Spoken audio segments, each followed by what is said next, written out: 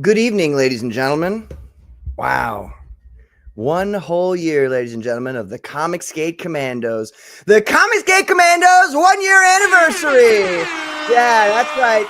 That's right, ladies and gentlemen. Wow. Shocked that we lasted this long. Thank you. Yeah, thank you.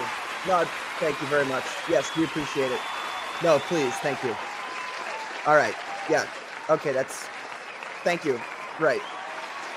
Okay. All right. Okay. Yeah, 1 year. Yeah. Okay. All right. That's. Okay. No, not again. Damn it. Ladies and gentlemen, welcome back. Very excited to be here tonight. We're going to be doing a whole bunch of promotion for a whole bunch of campaigns. It's going to be a lot of fun. Let me bring on my co-hosts for this evening. Ladies and gentlemen, the original general himself, it's Johnny Scab. Hello, everyone. How you doing tonight? How you doing, Patrick? Good, Johnny. How are you, man? I'm very good. I'm doing this on my mobile phone, so I can't see all the comments in the chat. So apologies to anyone that's saying hello. I'm a bit Matt Barr tonight. I'm in the kitchen. I like your what's it called? What is that? My dressing gown. Yeah, your dressing gown. It's amazing. My robe. Yeah. Oh, it's got a hood too. Yeah. Keeps me warm. It's nice. Well, welcome, Johnny. Thank you for having me on. Thank you. No, it's a pleasure, as always. As always. Let me bring on Frederick Guman. What's up, Frederick? Guten Tag, Herr General. Wie geht's? How you doing, man? Doing great, man. Coming to you live from the future America. Looks like you're working on some Rattel there. That's right. I'm doing it's a spread eagle page where you got like first panel is kind of like going from page on the left to page on the right. This one gets printed on the right, of course, and this one is printed on the other side of this one. Is the new trendy way to do these. For a second, I thought you were serious. I was like, wait, no. That's awesome. That's what it's called, though, a spread eagle. I didn't know that. Yeah, it's the new thing the kids are calling it these days. You know? Right. Awesome. Well, welcome. Ladies and gentlemen, we have Aaron C. What's up, man? How you doing? What up? Thanks for having me on. What's up, Johnny? Good to see you. Nice to see you, mate. Again. And of course, General Q. Yes, sir. Thanks for being here, man. Appreciate it. And hail the chat. It looks like everybody turned up. Lots of people. Yeah, we got a bump in chat right now. But before we say hello to the chat, let's say hello to Richard Embry. What's up, man? How you doing? Hey. I'm going, boy. Yeah.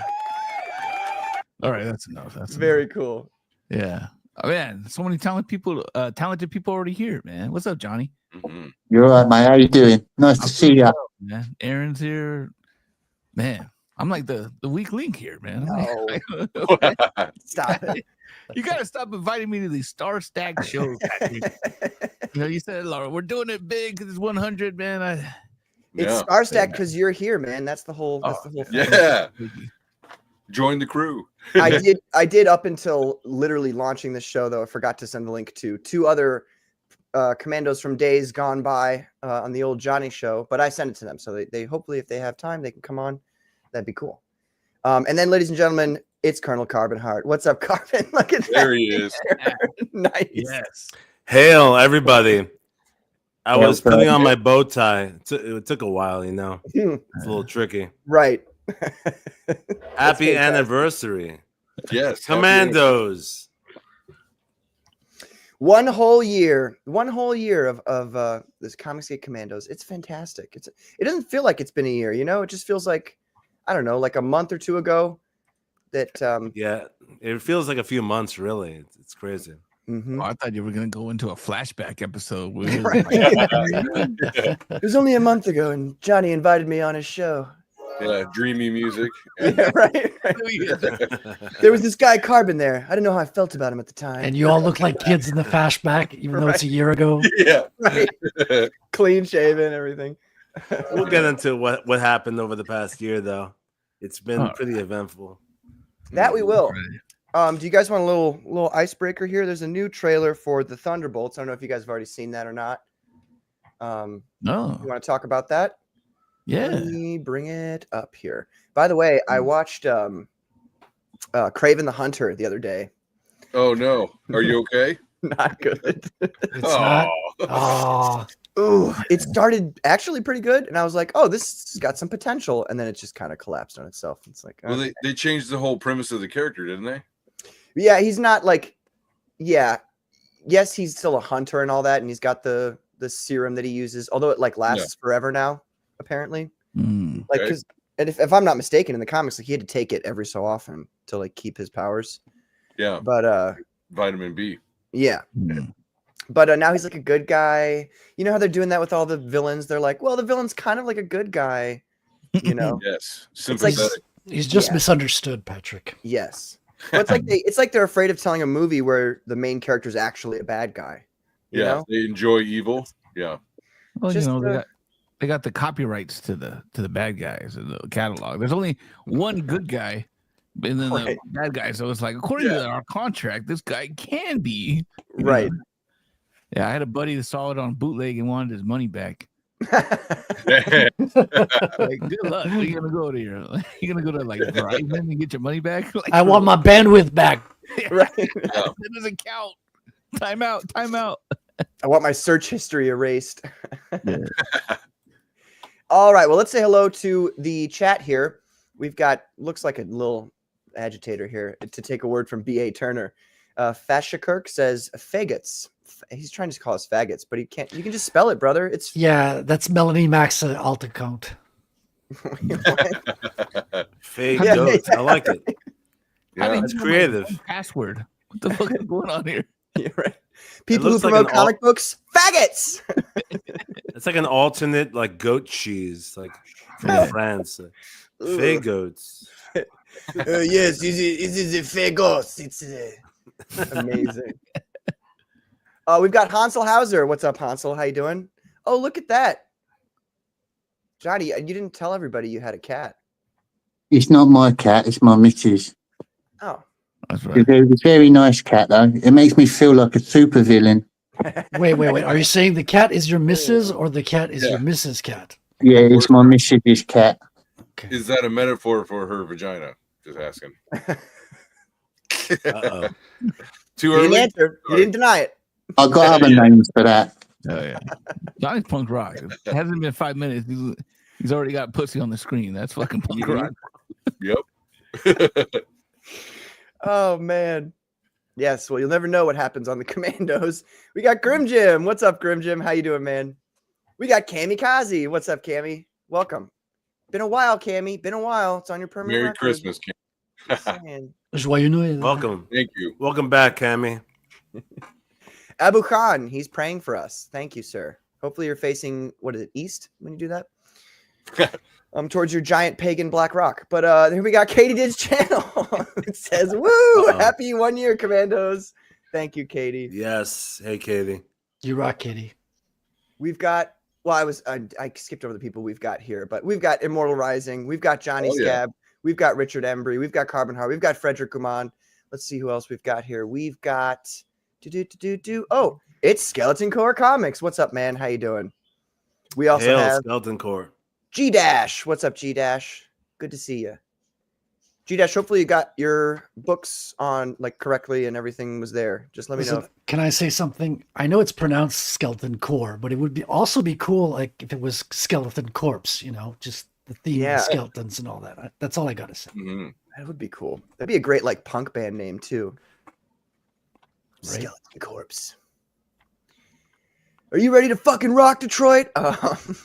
Here we've got Tenkage. What's up, Tenkage? Good evening. he's You're saying. in Cleveland. Hey, evening, 10 Cage. Get off the stage. We've got Wolf and Bear. What's up, brother? How you doing? We have, well, here's Richard Embry right here. Forest Pub. Hello. I want to ask you about that too. What does that stand for? Forest Pub.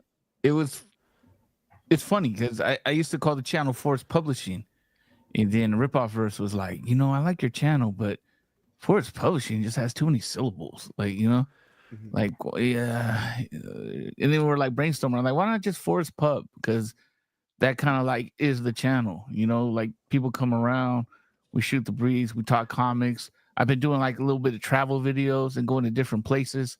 So it's just a cool environment that you want to hang out at. You know, it's like almost like a hub, but it's a pub. You know, so I'm like, okay, because it, you know, so it kind of influenced me to change it. So I was like, yeah, I like that. It just sounds shorter to the point, and then I can always do the promo and all that stuff later. I don't need to publishing, and it seems like I take myself too serious. This is more just relax and chill. Yeah, that's nice. Very cool. See, I thought it was just because you were related to Nathan Bedford Forrest, the originator of the KKK. Is that right? No comment. Bonus points. Bonus points if you are. No, you can neither confirm nor deny. Yeah. But no, like my mom would always tell me, because I'm like half Mexican, half white, and I don't know if this is true, but she would say, "Hey, you know, on your white side, you know, Hazel's grandfather used to be the clan leader in his town." You know, like, and then my Mexican mom telling me this, like, you know, it's like, hey, you kind of got some wild ones on that side. You know, they're related to Jesse James and all that. And oh my god, so I was like, oh dang, this is pretty crazy, mom. Like, so when you say that, I didn't name my company after him, but I, you know, there might be some relation to some of those. Right. Clan Comics, I can see it now. This is It's in the blood. K. It's in the blood, Richard. In the blood. Pure blood in the sword. That'd be a great story, though. Like, you know, some Mexican kid like falls in love with the daughter of the clan grandmaster. It would be a murder. It wouldn't be, you know. That could be your next comic, Pat. If you make that. Phenomenal Tales 2, Rise of the KKK. Yeah, it sounds like a Romeo and Juliet story. I like it. K for kindness. I think you're what that's the motto. K is for kindness. Crazy. Yeah, if I did, it would be like crazy kind koalas. I think the correct term for what you are, Richard, is alt-white. Yeah. Like an alternate That's white. true. Oh, maybe, I don't know. I thought that was Asian. Bad. Everybody else is people of color, right? That's No, right. Latinos are white now. They decided that a couple years back. Gotcha. White Which passing. Got I like it. recruited. Which is awesome. Latinos are the best of all of the non-white people. You know what I mean? They say not basically to what be happened was they're like, hey, sign this box because we get funding and your credit will go up a little bit. right. Yeah. And I did it and it went up 30 points. I'm like, oh fuck. Yeah. You know why they said that though? Because they noticed that more and more Latinos were voting Republican. Mhm. They're like, okay, Latinos are white now. They're no longer minorities. They're always been conservative, dude. They like even like the like growing up, like family members that were just straight like second generation or first generation or fucking just straight from the border. Like they're all Catholic, conservative, Super Catholic. Republican. Yeah. So Yeah. Even my why I friend's like them so dad, much. he was like, I don't like Obama. Like, why don't you like Obama? Because he thinks he knows everything. That was his excuse. No, I'm gonna vote for the other guy. That guy's too cocky. And he's black. That's the other thing. Well, that's what he thinks. Yeah. I'm kind of leaving that part out, but Black. then my That always friend was bothered like, me that they "No." were like, Obama's black. It's like, no, he's like equally as white as he is black. What's funny is he worked True. construction, and Very his true. His best friend was black, and so my friend was like, "What are you talking about? Your best friend Henry's black. You work with him every day." He's like, "But he doesn't think he knows it all." He's like, "Henry don't know shit." Like, you know, but they have their, you know, but that's like, I guess in the culture a little bit. It's like there's always this, you know, even in Mexican culture, like darker Mexicans they don't get along with lighter Mexicans, and so Yes. the whole thing. That's a real thing in the black culture. Yeah. Yeah. Well, the funny thing is if you're 50-50 black and white, and they decide to give reparations, I guess you're screwed because that means you get nothing. Right. You got to Why give is it- reparations to yourself. Why is You it break, whenever, you break even. Why is it whenever somebody's mixed, they always say, "Oh, I'm, you know, whatever the dark side is," right? It's like, "Oh, Yeah. you're half white, you're half something else." They're always that other something else. Yeah, I was wondering. Right. That's weird. It is weird. Yeah. Yeah. It's also Yeah. really weird considering that the old gods, like like Zeus and Thor, they were all white. You know what I mean? Like you guys should just never mind. I'm not going to get into that. We got the squid. Hello, squid. We've got sleeping psychopathy. Boo. She Ooh. said, "Why? Why, Jamie? Please." Yes, I dressed up today. Not wearing my black jacket though, because it's too small for me now, which is like really awesome. That's a good feeling to have. And you just can't you're just like can't Because fit of me anymore. muscles or because Yeah. of okay. Yeah, I've been working out and going on. I've been real strict about my diet for the past month or so. I lost Yeah. everything besides all the beer gut. Like Yeah, I okay. still got the little bit of beer there, but everything else is fantastic, and I'm just getting bigger. So you gained like what 20 pounds of muscle? Fantastic. Probably, yeah. Since that suit fit me, I would say, yeah, probably like 15 pounds. Pure See, muscle. for me, this Just- past year has been my bulking up period. So I've been Right, gaining right. a lot of weight. Heavier, yeah. Right. I'm with you. Milkshakes, cheeseburgers. Yeah. Got to bulk up first. Still All in the the time. bulking phase. Right. Yeah. It's been I'll let about you know next 3 season. years. Oh, come on. I dress up to look nice for you folks. Are we going to end the show before we even begun? Oh no, you God look real damn it. nice. You look I real didn't nice, know that Patrick. was possible. Twinkier. Right. I don't know if that's proper English, but I'll. That makes me hungry. It is now. Yeah. I was like, why have a funny. Twinkie when you can get a Twinkier? Right. It's like just a bigger Twinkie. Yeah. Oh, Making man. words. Amazing. Oh, we got Zombie Boy here. What's up, Zombie Boy? Zombie boy. Excuse me. And then we have Salty. What's up, Salty? How you doing, man? Thank you. Thank you very much. I saw Johnny, Salty stream Johnny, yesterday. is that tea or is that coffee? What do you got? It's a cup of tea, English style, Mug. in my own caplet. Wait, Looking good. do you sell those, Johnny? I got a few of them. I haven't started selling them, but I got a few that I've made. Yeah, I must have one. I have to have one. I will try and send you one, Pat. Please, please. I would greatly appreciate that. We've got Transylvanian Jack. What's up, Transylvanian Jack? How you doing, man? I realize now I probably should have done Transylvanian Jack too in the back of my comic book because he's a co-host for the Frog Tony show. So I apologize, Transylvanian Jack. Yeah. That TJ is awesome. Yeah, he is. He really is. Patrick's like a little Ethiopian child. They're trying to fatten him up. Oh man. Oh, what's up, Wrangler? Whole lot of hola. Hey. He says, "Hey man, how you There doing?" we go. How you doing, What's up, Wrangler? Wrangler? All right. All right. Oh, by the way, how was I was not able to watch, but how was the show last night, Frederick and Aaron? Oh, it's it's- great. Yeah, it was a lot of fun. We didn't get to talk about the Rambo knife. That's the whole reason I brought you on, is to discuss how cool that knife was. But we'll have to have you back on another time. Oh yeah. I'm coming back. Don't forget that. Yeah. Yeah, no, it was really good except for like the last, I don't know, I expected to go 2 hours, and the last 20 minutes it was like I had 2 sets of earbuds and neither one of them had battery anymore, and I'm like, shit, man, I gotta go. But otherwise, yeah, it was like just a bunch of chatty Cathys. It was awesome. Very nice. Yeah, good time.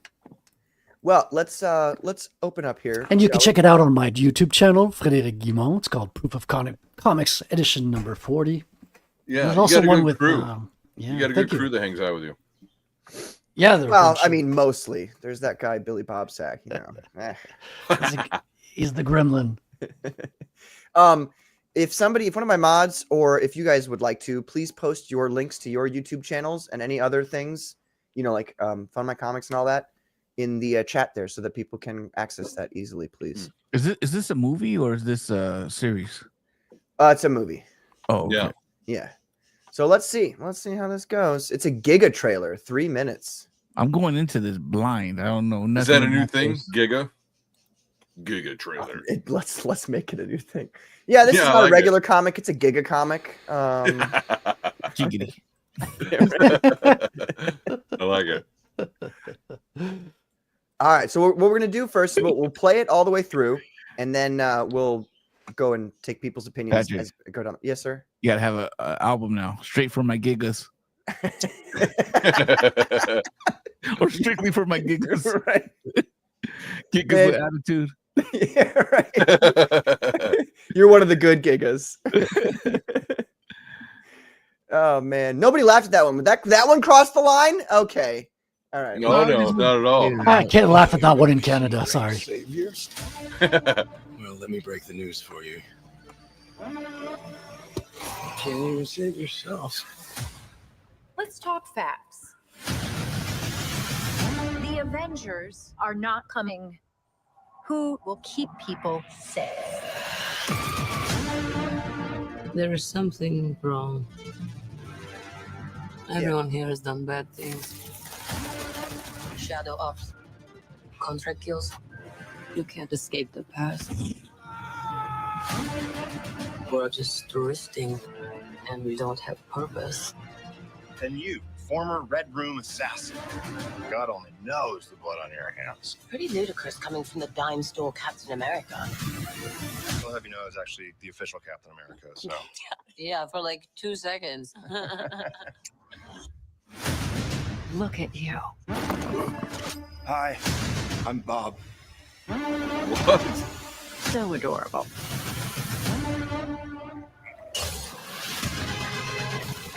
There's some big threat out there, and you are gonna help me stop it. Wait, us? Yeah, you. Why, you got someplace to be? So none of us can fly? So what, we all just punch and shoot? Oh, So you could do something about it now? Did he just cock his arm? yeah, he sure did. Sweet. We can Sound do effects this. and everything.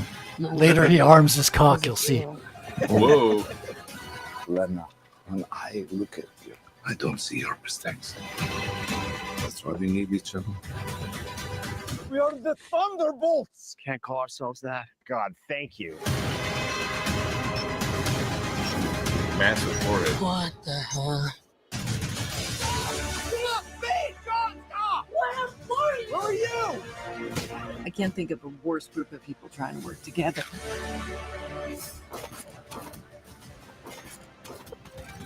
Don't worry, she's bulletproof. What happened to bulletproof? It's bulletproof-ish! Is that Bucky? It's a Winter Soldier. That guy is so cool.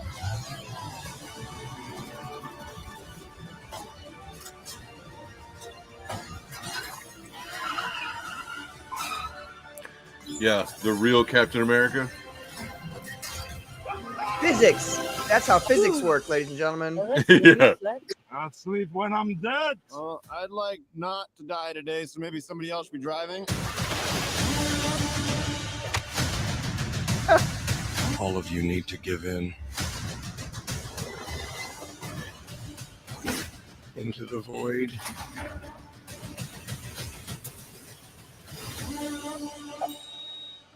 I don't Well, let's go down the line here, shall we? Johnny, what do you think? It looks pretty generic, really, doesn't it?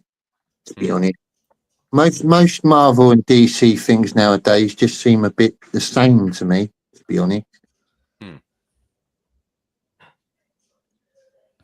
looks all right though. I guess there's a lot worse out there. Yeah, like Kraven the Hunter. know. All right. Aaron, what do you any thoughts? Yeah, I don't know. I'm feeling that generic stuff too. It just, they missed the whole mark with the Winter Soldier. Bucky should be Captain America, in my opinion. Just regardless of their backstory between who's it, Steve Rogers and Bucky and all that stuff. Besides that, which completely makes a great argument, but also that dude Massey, Falcon, he doesn't have the charisma or ability to carry a movie like a Captain America movie. Like the whole Captain America series was the best of the MCU as a series. All the other ones had hits or misses, but every Captain America movie was great. And they were each one got better, and then at the end and all that stuff in game. I don't know. This I am not very excited. It reminds me of like Suicide Squad for Marvel.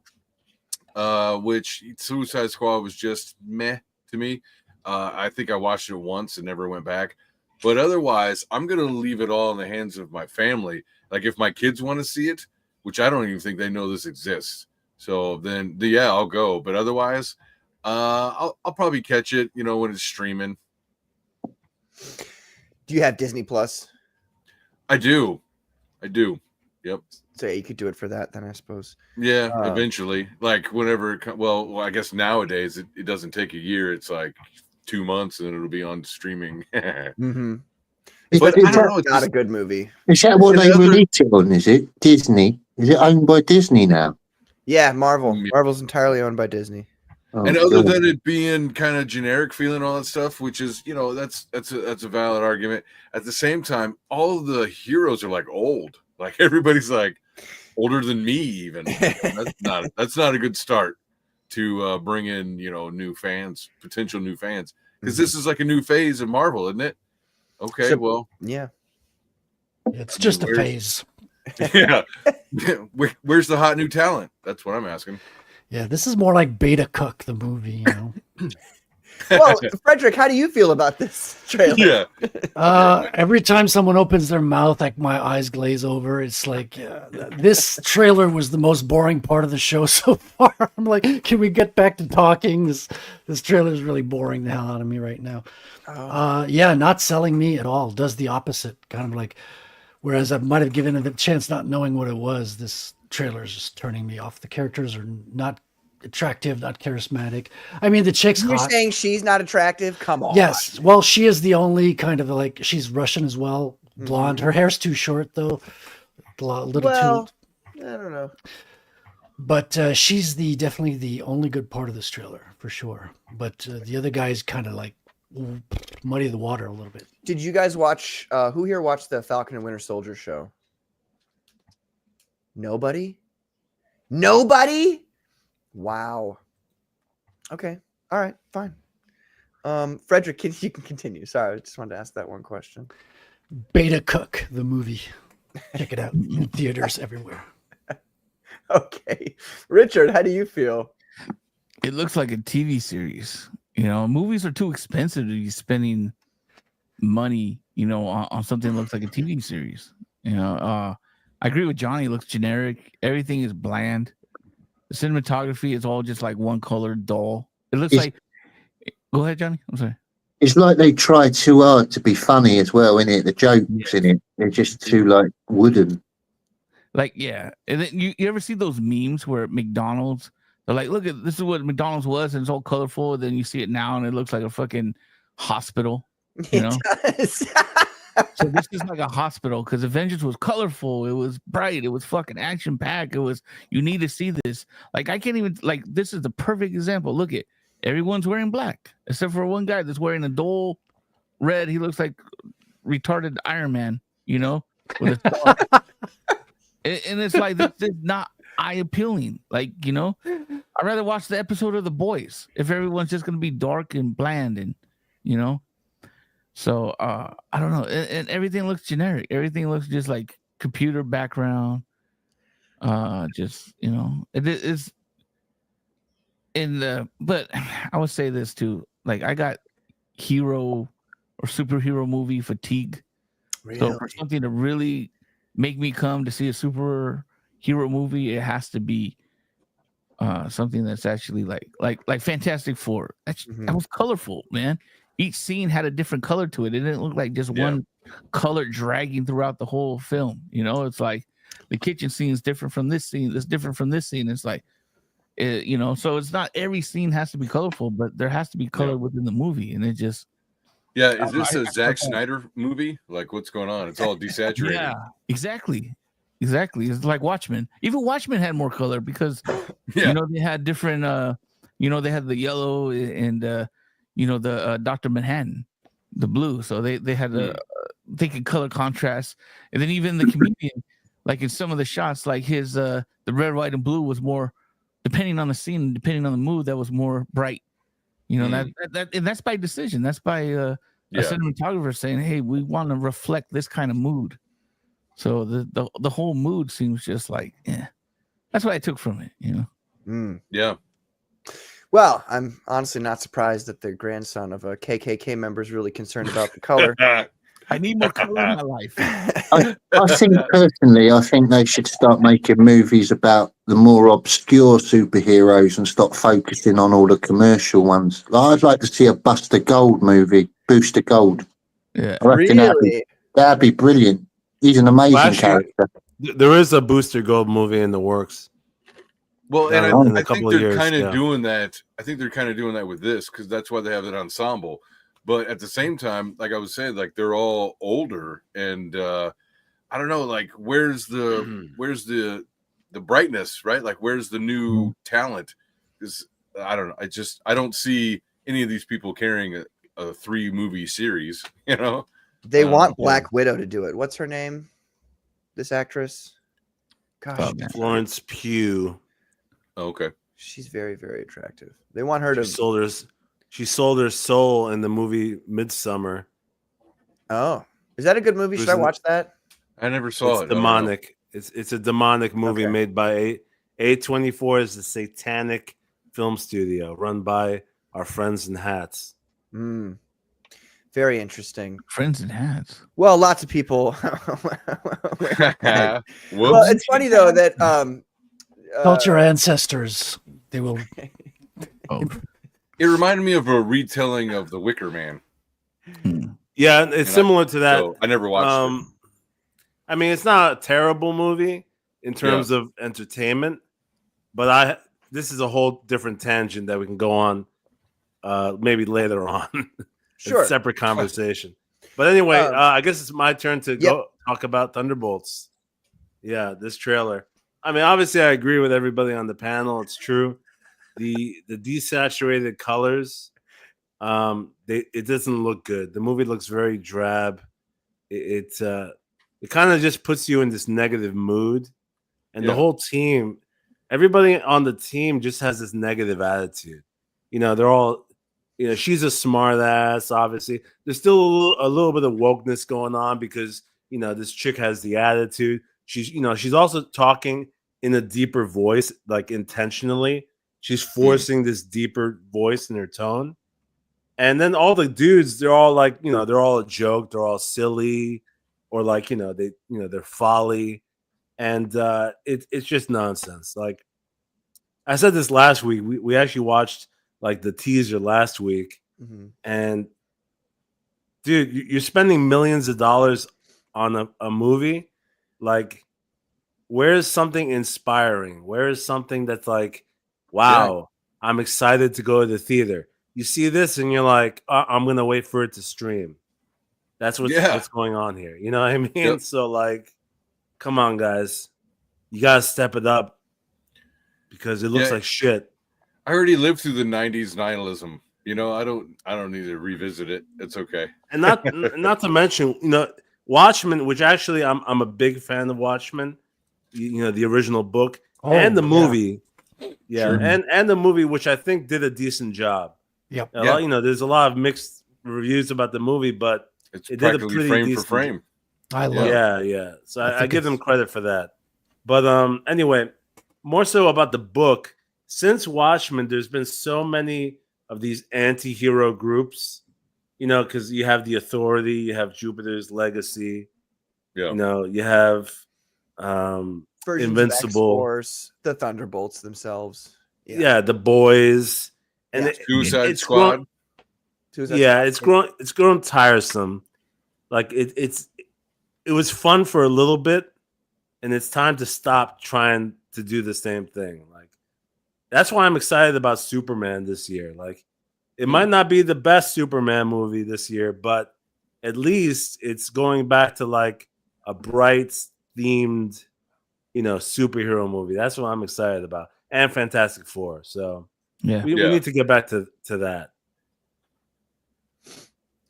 Yeah. Thank you. Yeah. The Fantastic Four that's the one that I'm like, I want to say Superman. In fact, when I saw the trailer first came out, my family and we revisited the Snyderverse, right? Like when we watched, I watched the Richard Donner Superman. I was just in a Superman kind of feeling.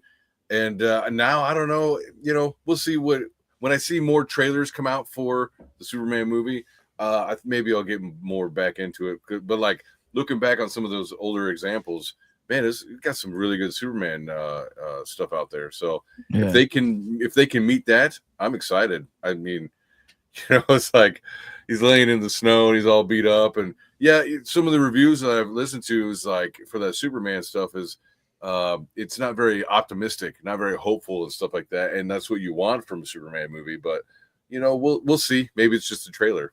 Can I ask you something, Aaron? You watched it recently, right? The Donner of Superman. Oh yeah, like a couple months ago or a month ago. Right. Yeah. Like because when I watched the Snyder, Superman, that score by John Williams is just freaking amazing, man. Yeah. And I so wanted that to come, but they had something other, like a generic kind of version. So I think with this one, the John Williams is in it, right? Because like they had the little guitar playing it. So I think you're right. Because that was like, I think for me, if I could have nostalgia goggles on, but that music added to the feeling, added to the scene, definitely everything. Oh, like 100%. Yeah. Dude, the guitar version, people were shitting on that. I thought it was fucking rad, man. Yeah, I liked it too. Yeah. The guitar Yeah. lick for the John Williams theme, Uh-huh. and some people said they teared up a little bit. I, of course, did not tear up, but I did feel it though. There was that moment where it switches into like from the guitar into the orchestral score, and that's the slow-mo shot when he grabs the girl. You feel the chill, you felt it rise in you, and I'm like, okay, this has potential. So I'm optimistic about it. Yeah, I think that soundtrack, if they use that score, the John Williams score, it's gonna be a fucking game changer to what Snyder didn't use. And I don't know if he had access to it or he just like, I want to do my own thing. Yeah. But that, because even running around as a kid, like you're doing dun dun dun dun dun dun, and all that stuff, or maybe that was just me. I hope Oh no, are you kidding? Everyone was gripping on that Superman movie. Yeah. I mean, it's one of the first superhero movies that went totally mainstream. Everyone was humming the song. We had like fridge magnets, Superman fridge magnets for the first time. He was the bomb, man. Yeah. So it's funny when I went back and rewatched the original Donner, like half the movie is like a rom-com. Like if you actually see him playing with Lois, like it's very rom-com-y, and I didn't. It's been so long, I didn't remember that kind of feeling of the movie, because they have him kind of growing up and him being serious and all that stuff. But like the other half is just like romantic comedy. I was like, okay, I didn't remember that. Yeah, they didn't know really how to label it. Yeah, they're like, well, what do we do with Superman? They were, I assume they didn't know exactly what to do other than tell his origin, which they did, and that was kind of the serious stuff. And then after that, it was, it's just kind of silly. It was fun. I liked it. It'd be funny to see that again. And that's kind of what I would say. That's kind of what they did with the old Lois and Clark show from the 90s with Dean Cain and all that. It was a bit of a rom-com itself. So, very nice. I've been not saying anything because you guys like Superman, and I think Superman's lame. So, are you a Batman? Oh, Batman's way cooler than Superman. Yeah. Oh yeah, 100%. Way cooler. But I'm an almost like a. So I grew up as a Marvel kid, and I'm just like you know what I mean? Like how you choose your camp, and then you're kind of stuck in it. So I'm kind of stuck in the Marvel camp. Like I just think they're. I had way more Marvel than DC. Batman is the shit. Like everything about Batman and all of his villains and all of his stories, which I've read a ton of Batman comics, but he's awesome. But everybody else, I'm just like, eh. My favorite Superman comic is Red Sun by Mark Miller, which I have over there. I have not read it yet. So good, dude. Yeah, I want to. And it's like there's the cartoon. Actually, DC animated universe is super good. Like, I tried watching it. I was, it was late and the family went to bed, and I was, okay, let me try watching this, because with the DC animated stuff, you don't know how mature it's going to be. Right. Like, is there going to be too much blood? Is she, is Wonder Woman going to say bitch? So just stuff like that. And I fell asleep. I got to find a time where I could actually sit and watch it. Oh, it's super good. And honestly, if like the Dark Knight Returns, that animated movie, because it's pretty much just the comic, is like, you know, if you take it, if you pretend in your mind that it's not animated, it's one of the best superhero movies. If like, I would almost consider it the best superhero movie of all time. Well, the Dark Knight Returns animated movie was probably one of the best executed ones because it was the most accurate transformation from the book to the animation. Okay. But overall, yeah, the animated movies are doing very well because, like, if you're somebody who like is not going to read the book and you don't have time or whatever, you're not really gonna buy the book. It's quick to just put on the animated movie and get absorb these stories. So that's what's really cool about it. Oh yeah, yeah.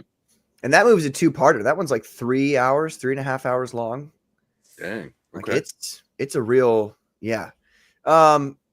But my opinion on the Thunderbolts is I actually kind of agree with who was it here? It's Wrangler, but where did he post that? Oh, I'm gonna be the odd man out. I'm actually a little interested in this one. I can't even tell you why. I would agree with him. I've personally never had a problem with the kind of desaturated look. I kind of like that. But I'll be honest, like, he later said that at least they don't have the Taskmaster in there, but they do. They do have that horrible, shitty Taskmaster. Whoops. Which was just one of the biggest swings and misses. It's like you've got to it blows my mind because if you're thinking from the perspective of a businessman and not an artist, you're like, okay, we need to introduce a character that we can bring back in perpetuity, like for forever.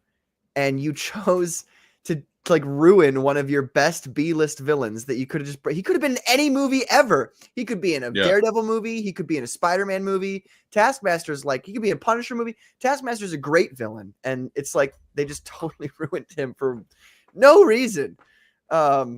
But anyway, I don't like Taskmaster, but honestly, John Walker, U.S. agent, he was in Falcon and Winter Soldier, and he was hands down the best part of the show.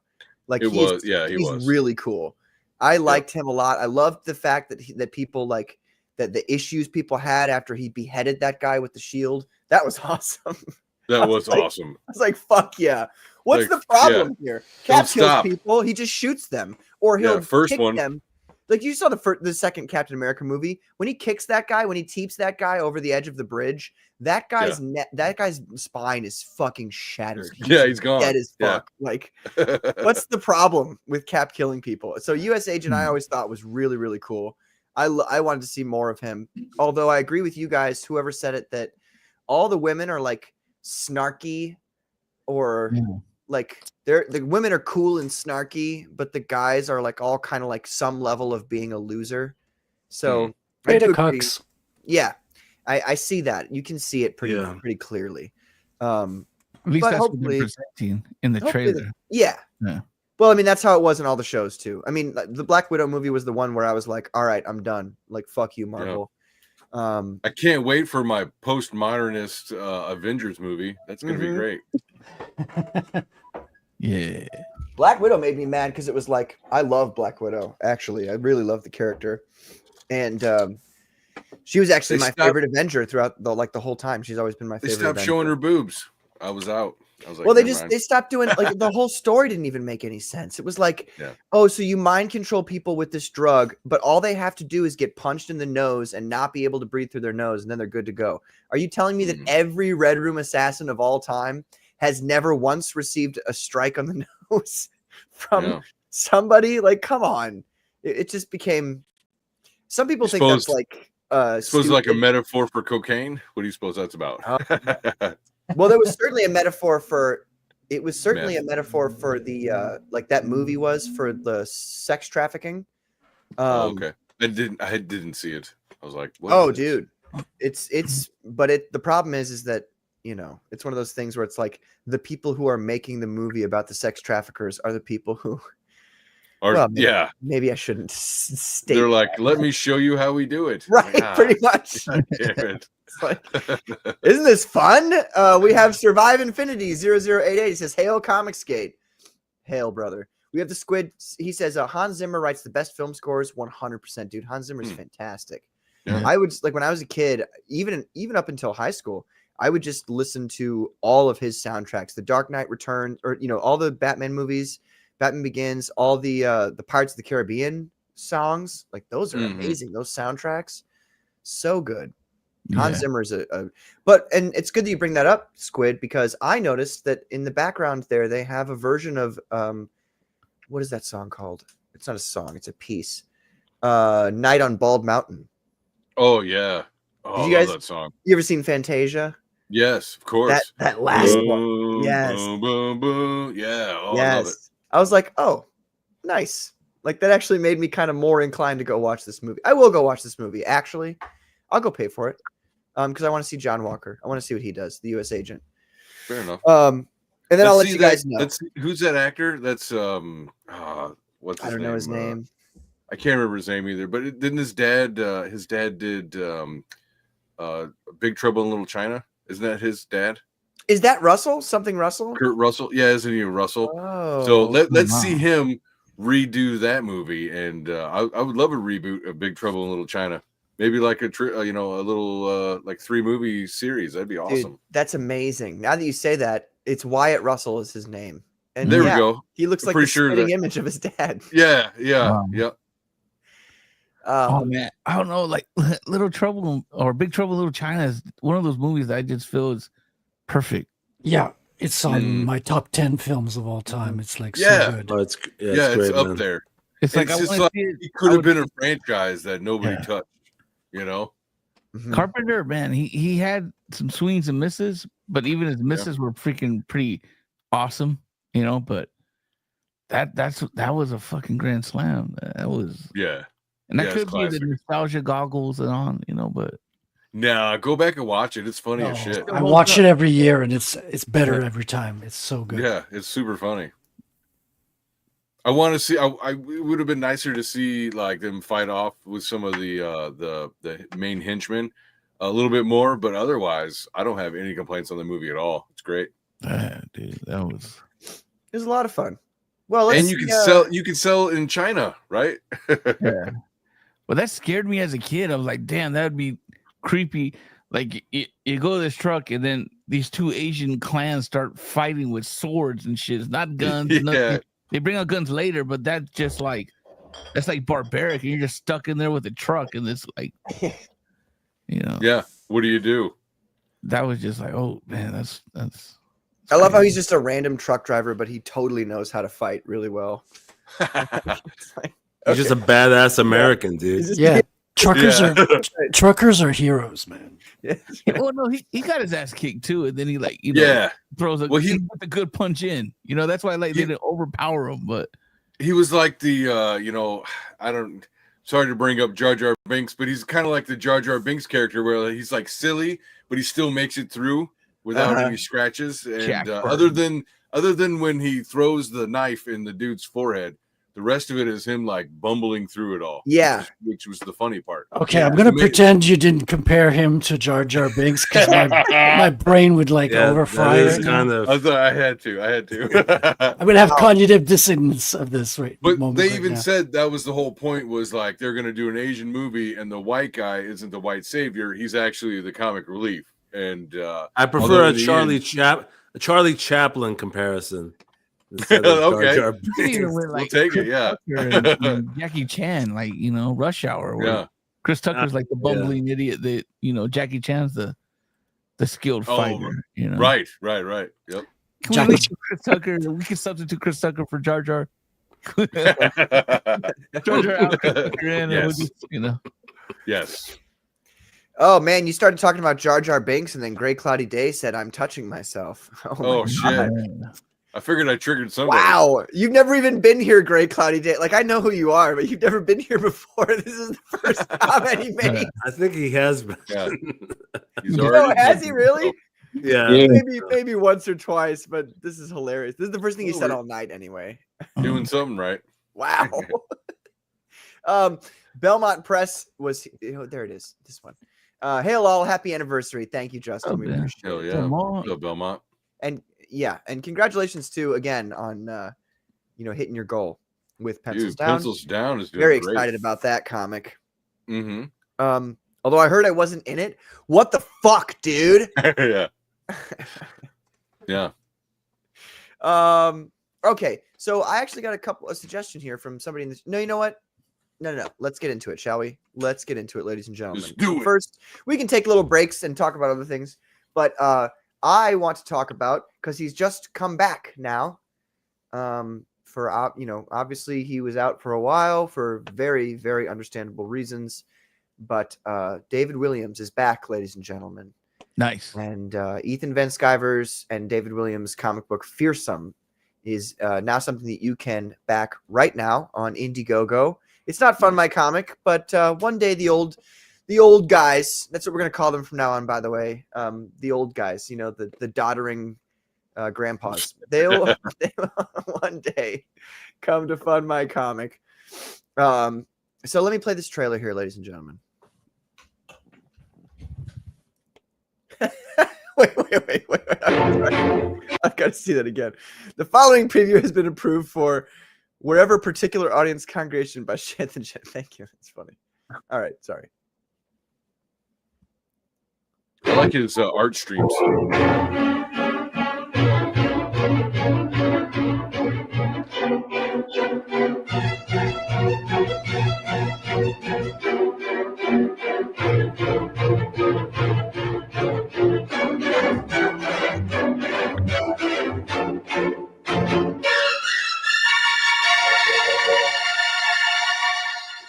Golly gee, that's a great trailer, don't you guys think? He reminded me of Psycho. Yeah. Norman Bates. That it actually Peter is. Mees- It is the psych. It's the music from Psycho. Yep. There we go. That's the music. Yeah, that's That why was it so reminded. good. It's directly from Psycho. Yeah, Shantz knocked it out of the park there. That was very nice. Well, ladies and gentlemen, so here we have Fearsome. I'm just going to read this out here, and so you know what's going on here. I've had this concept in mind since 2008 and was going to do it for DC Comics. Check this out. Eli Crown is about to inherit his father's estate. His father, a well-known figure in the town of Forest Wake, is in hospice, and Eli is the only living relative. Eli has trouble staying away.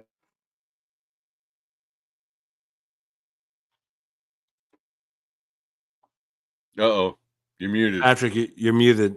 Oh, I burped, so I had to mute myself. Yeah. Ever since moving into his father's mansion, he's troubled by abstract ghostly shapes which beckon and torment him. Each apparition is an unsolved puzzle that draws him deep into the land of Nod, where demons torture the souls of their victims. Eli has a special destiny unlike anyone else because these demons are afraid of him. If he can stand up against them and become fearsome to them, he might be able to unlock the clues that will reveal a deep and dark mystery at the heart of Forest Wake. If he can survive his dangerous disorder, that is, Fearsome will be a series of comic book installments written by me, Ethan Van Sciver, and drawn by the superb David Williams. We will offer 2 issues totaling 50 pages of story plus bonus material with each campaign. This campaign will be for issue 1 and 2. We're offering.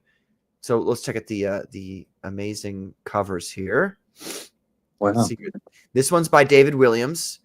Fantastic. Although I know that the Fearsome's design, this character here, his design has changed somewhat. So now he's kind of got like pants instead of a codpiece, essentially. A bold choice, the codpiece. Some people can do it, some people can't. Yeah, it's confidence. Yeah. And then we've got this one by Ethan Van Sciver. Fantastic. I That's love how badass. like the hair on the side is instead the hands. I hear there's an embossed version. Like there's a special. This Oh. is a special cover version, right? I think this one's got foil or something. What did he I say? believe. He just says. He just said it's him. Well, maybe if it's later when we scroll down. We'll see. And then we have legendary guest artist Sheer Davis, the reader of Comicsgate, on the front here. This is also fucking sick, dude. This is. Yeah. Yeah, these were some good covers on here. Yeah, they're all so good. Like all of these artists are like just off the chain. David Williams actually, like when I first saw his stuff, I didn't like it as much, and then I watched a lot of Graybeards, and I'm like, oh no, David Williams is like unbelievable. David's a G, bro. I I was introduced to him on Facebook. He's just cool, man. Just a cool dude, and just cool freaking art, and just nice. Just a nice dude, bro. Yeah, He really is. And he's very big and helpful behind the scenes, you know. And the fact that he can deal with like Aaron Lopresti every week, you know what I mean? God. Let's see Lopresti's here. so awesome. He was on my show probably a year or two ago, and he was just like the nicest guy ever. He was great. He is, yeah. It was a joy having him on this show. That was actually one of our biggest shows, I would say. I think we had like 24 people watching at the same time. That was something else. Nice. Yeah. No, we've had bigger than that. Bigger than We had what do you mean? concurrent viewers. Yeah. Concurrent viewers, yeah. The drama stream. There was like 40 people showed up for Oh like yeah, you're right. the drama stream. It's like they're like, you should do drama. 40 people showed up. That's okay. Well, here's the thing I noticed with drama, and I might be unpopular in saying this. People show up to watch, but they don't show up to buy. Exactly. Yeah, Yep. yeah. And if they do show up to agree. buy, they show up to buy the big guys. Like you know. Well, that's true, but I mean this genuinely. They're not showing up to buy, but if they're there and you make them laugh, and then pitch, you might be able to get them to buy. Yeah. So ultimately, I mean, I want them all to show up no matter what their reason is. Mm-hmm. You know? Oh yeah, definitely. Mm-hmm. I think with a lot of people, they got to like the artist as well. Like whether you're a good artist or not, if you're a shit person, then they ain't going to buy your work. Yeah. That's yeah. Yeah. I mean, like out here doing the tour, you know, you're on 40, 50 shows or something like that in 2 months. I mean, half of what they're paying for is they like you, you know, and then the other half is the actual work that they see. So yeah, it's all about trying to sell yourself, you know, as the salesman. You got to give a good pitch, but also just come off as likable, you know, don't be a fucking asshole. Yeah, you got to make and also just be entertaining. Yeah. Yeah. Because the truth is, when people are in a good mood, and this is just a fact of life, yeah, and people are in a good mood and they're entertained, they're more likely to join in on something. And that's the moment when you go, hey, here's our product, check it out. And they'll go, okay, I'll try it out because they're in a good mood, you know? Yeah. Mm-hmm. It's like feeding a girl drinks. Is that what you mean? Well, yeah, exactly. Except without the alcohol, though. Yeah, right. Without the old rapey vibes. Got it. Right. Yeah. Oh man, this is just fantastic stuff, ladies and gentlemen. I'm very, very excited for this to see, because I don't think David Williams has a book that like a full book yet. Correct me if I'm mistaken, but I'm pretty sure he doesn't. So it's cool to see him doing this with Ethan. It's going to be a great book. I'm very excited. The colors really pop. There's obviously this like bluish, pinkish like theme to it, which is very cool. Because, you know, the thing about colors is that like you have to get to a point where a lot of people pay attention to colors unconsciously and they don't realize it.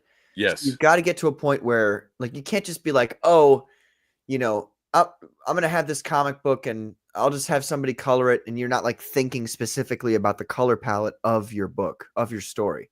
You have to think about the palette. Yeah. It has to be, just as we were just saying, or not everybody, but everybody else was saying, you know, we don't like the desaturation look of the Thunderbolts.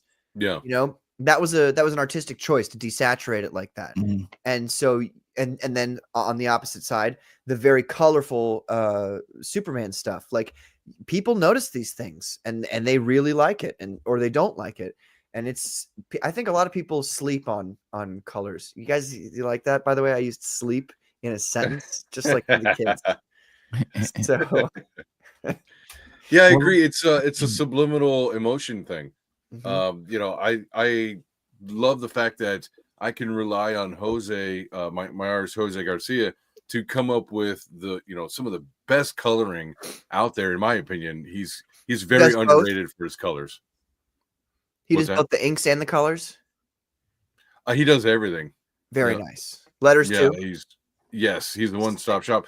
Although I have gotten good enough where I've gone in and I've done my own lettering and stuff like that. But I was like, here you go, and he's like, yep, I'll do it all. It's like terrific. Let's do it. Nice. But his coloring, it's so funny. After 2 campaigns, one of the most other than people be like, oh, it's it's Western anime kind of art. It's really unique and all this other stuff. But one of the first things they say is that the coloring is the one of the things that come out the most is the coloring. So I mean, maybe eventually he'll get recognized for it, but I mean, until then, and he gets better. Like I've been messing with him for probably 7-8 years now, and probably 7 years, and his coloring skill has gone up. I'm watching it and I'm like, holy shit. Just watching somebody not just plateau, but improve every time you see them do something new. It's awesome. Yeah. Yeah. I was going to say this, Aaron. This is what I noticed in my experience, right? If the guy is doing everything, he's setting everything up for the color. So he's already thinking that color in mind. When someone's drawing and inking it, and then it goes to a colorist, man, it's like what I have to deal with. And I have a very talented colorist, but it's like trying to describe how I see it in my head with or how I picture it, it's in, him putting in all the work and then making adjustments. Man, it gets sometimes I feel like I get lucky, because you can lose it. Like lettering and colors, you can lose the attention. You can lose it. I agree. Well, the funny thing is with comics, you have such the versatility with colors because you can go with just the bare essentials. Like if you're just coloring according to real life, like you're just using realistic colors for every object, you can go with that. But then you could also go for an alternative look where you're using lighting to kind of change the coloring of everything. And change the palette and to create a mood, because that can just change the entire feel of the book altogether, And I've said this, Patrick, I agree with you.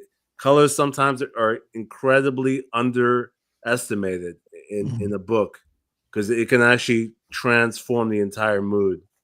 Yeah, you're totally right, Carbon. Like, especially in comics, there's no music in it or anything like that. So colors takes the place of the emotions. Yes. And you see it a lot in European comics. Like they'll have one panel that's just all red when the character is angry, and you feel the emotion through the colors. They're not just coloring like you were saying, like, oh, this is supposed to be this color, so I'll color it this color. That's kind of elementary. And you miss the opportunity of giving it emotion and style, and the color is worth so much more. Yeah. And this is a visual medium. I mean, why would you not? Like, colors is going to be, people act like it's not all that important. And I can see how in the old days, you've got to color it this way because that's the house style. You know what I mean? Like everything is flat. Right. Well, I mean, like I actually personally am a big fan of flats, but like everything, I don't know, if you go back and you look at some of those comics from like, it wasn't until, I don't know, the late 90s or the early 2000s where I felt like colorists, at least at Marvel, because I've read mostly just Marvel comics, were able to like branch out and try different coloring styles. I thought it was Image for me, like seeing these guys on Image just like come out Spawn. Just Spawn colors are crazy. Yeah. It's all computer. Or what was it? Was it Ed, Evil Ed, or Evil Ernie? Was that the name of it? The colors on that were crazy too. Dude, Evil Ernie is a forgotten classic, man. Yeah. That was a sick book. Mm-hmm. Yeah. But I was talking to a colorist at a comic book convention, and he brought up a good point. He says when colorists color on a screen digitally, they're looking at the colors on a screen and the light is behind it, but then it goes to print and it might not be the same. So he's like, with digital comics, people are actually seeing how the colorist intended the colors to be, unless they're really, because back in the day they were coloring for print. Now they're doing it on the computer, this and that. So there's actually colorists out there that make the colors even pop on paper, Plus, and that's another scary thing if you're producing comics, because you can have a pop on the digital, but then you get the if you're doing an offset printing, a big run, and the colors might not be there as accurate as you thought.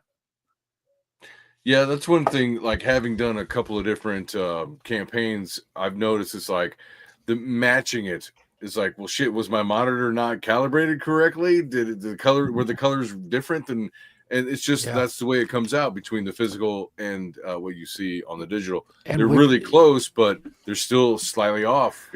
And the big mistake everybody made, that I made, is that when you're looking at the screen, you can have black in your colors, and the black just comes out as less bright. But when you go to print and you have colors that have black in it, it just muddies up your whole color scheme, and it turns to brown, and it can you really have to think in CMYK when you're doing colors. Yeah. Speaking of people who think in CMYK when they do colors, because I just had this conversation with him actually. It is, look at this, ladies and gentlemen. Do you see this? Ooh, you guys see this? Nice. Minotaur. Okay. This, ladies and gentlemen, is the cover for the second printing of Phenomenal Tales #1 Minotaur, done by our friend here, Frederick Guman. This is his cover here. And it was colored by Peter Gilmore, obviously, because he's my colorist. And I'm just really excited to show this to you guys. Frederick, this is the first time you're seeing this. So, no. I sent it to you earlier. Sorry. Yeah, but I have short-term memory loss, so I'm like, it's all new to me again. Right. Very, very awesome. This is going to be what we're going to be putting on the next campaign. I'm not promoting myself. I know. Okay. I know I said no promoting yourself. I'm not promoting myself. I'm just saying I'm very excited about all this stuff. Why not promote yourself? You should always promote yourself. That's what we're here for. But I just on this show today where you can't choose yourself to promote. That's all I was saying. That is a brilliant cover, Frederick. That's really well done, mate. Thank you, Johnny. Appreciate it. Look at this shit. So much detail in it, isn't there? It's like really good. I love these trees down here. I don't even know. Like, I look at these and I'm like, he did this, I saw him do this by hand, but I still don't understand. Like, how? No, you can find those on SketchUp. You just go in the tree you section. You son of a bitch! Oh, that's good. Drag and drop them in. Yeah. Grok was very helpful in this cover. It's great. Same thing with the gun. Yeah. Yeah. No, it's fantastic. It's so cool. I love it. I'm a big fan. And those who know me know that I love symbolism, and I'm just really stoked. There's all kinds of things hidden in this and in the comic books that I make, and it's just hopefully people will see them and appreciate them. And so this is great. I'm very excited for people who haven't gotten Phenomenal Tales #1 to get that on the next campaign, which goes live 10 days from now. 10 days from now, a little over a week, Phenomenon #2 will go live. And, are you gonna launch it on Katie's, or are you gonna launch it here? What do you... I think I'm gonna launch it here. It depends. It's a Saturday night that I'm launching it. So if Katie wants to launch it, Katie's awesome, bro. Like Katie's awesome. Yeah, well, where is she? Huh? She's a commando. It's our 1 year anniversary. Where the fuck is Katie? She's not even in the chat. She came in to say hello earlier. She did say hello. It said hi, salty. Well, she came in to say hi, salty. I don't know about you. She said hi, salty. She didn't say anything to us. You should try and get on Pimp My Comic again as well, Pat, with your new one. Oh yeah, there we go. Sure. It's gonna go for Johnny looking fresh. Cammy says you bored her off. Is that Beta Cuck trailer? I'm telling you, man. Cammy's being pretty salty tonight. Well, she mentioned it really is. Johnny. Like, I like it when Cammy's salty. It's is that Richard? Oh no, she said, "Look at you, Patrick. Woo." You ignored her. You never. Stop. You're supposed to agree. It's true. Richard, you're supposed to agree with me when we're on air. God. Oh shit. Sorry, I failed. Hold on. Failure. Music. 3, 2, 1. There you go. So then, Patrick, how about we move on? I gotta ask you guys. Yeah. If you tuned in, I'm sure you did, to the recent Kings debacle that occurred. So Uh-oh. here's Oh what yeah, we'll do. dude! Here's what I we do. was live. I was watching John Malin stream live when it was cut off.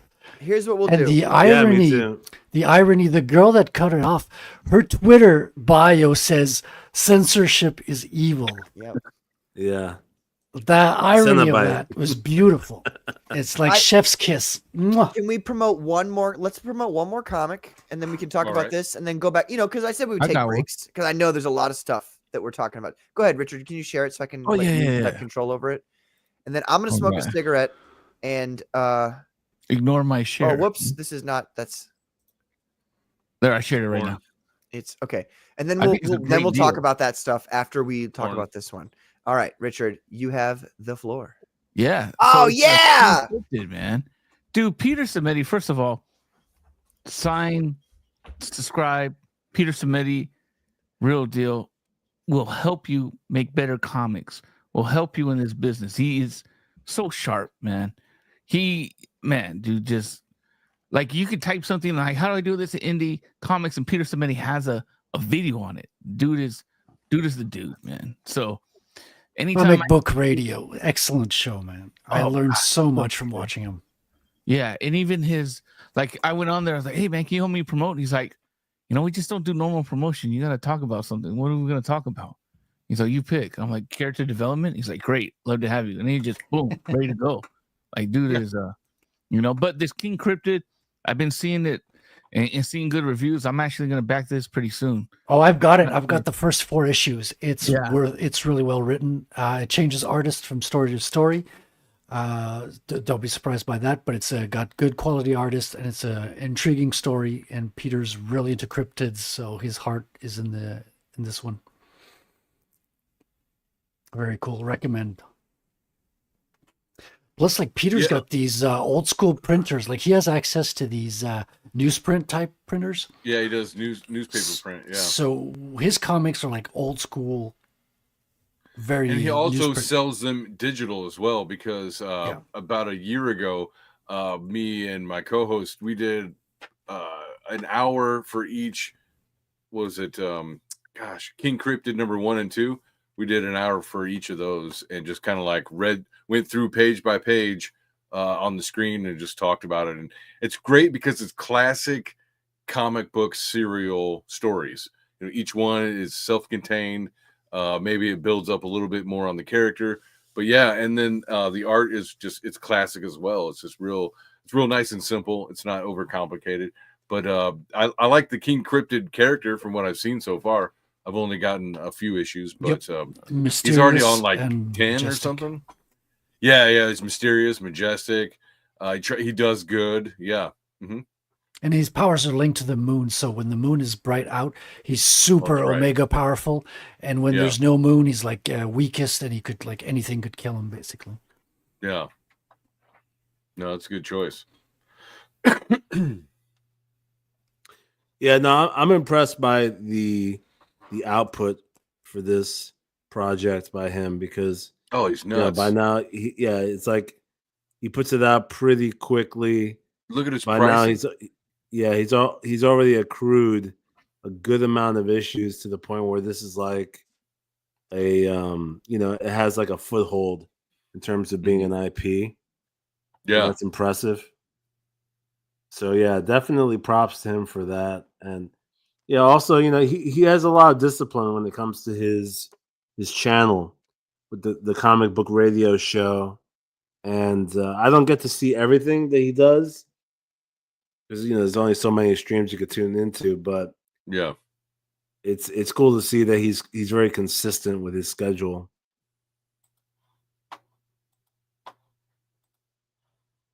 I don't know what happened to Rich. Somehow Richard maybe he blew himself out. He pushed the wrong button. Whoops.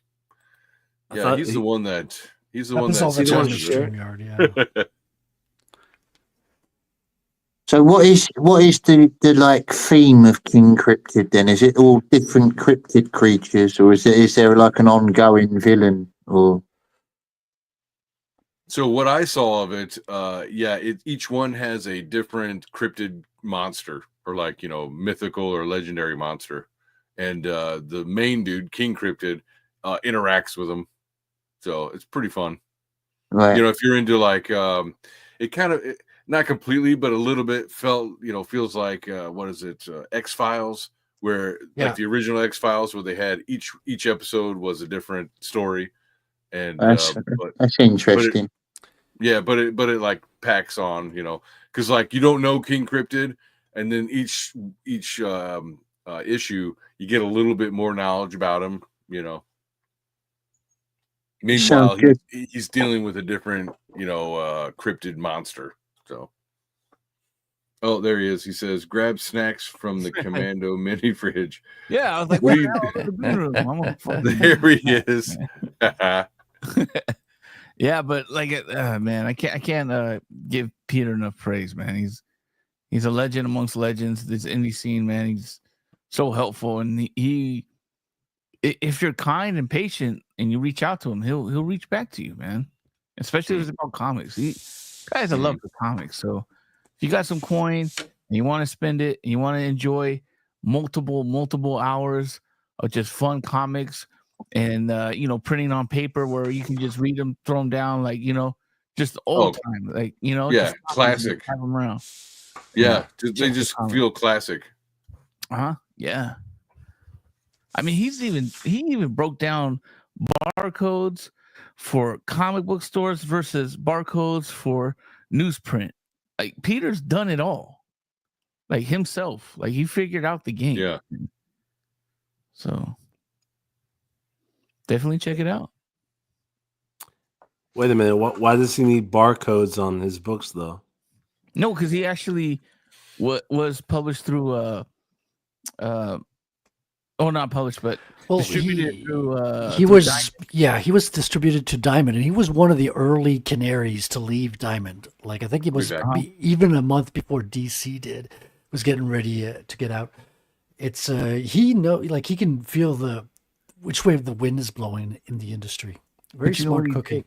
He went on Diamond, saw what comic book stores were really ordering from him, and then he reached out. And he's like, "Hey, why don't you just deal with me? I'll take care of you." And because they were screwing him over all the time. Like they wouldn't pass the orders. They would be late in communications. It was terrible. It sounded terrible being an indie dealing with Diamond. Yeah, they were coming damaged, and then he would have to replace them and all this other stuff. And he talks about all the crazy experiences that the comic book industry comes with. He needs to write a book about it. To be honest, just put it all together.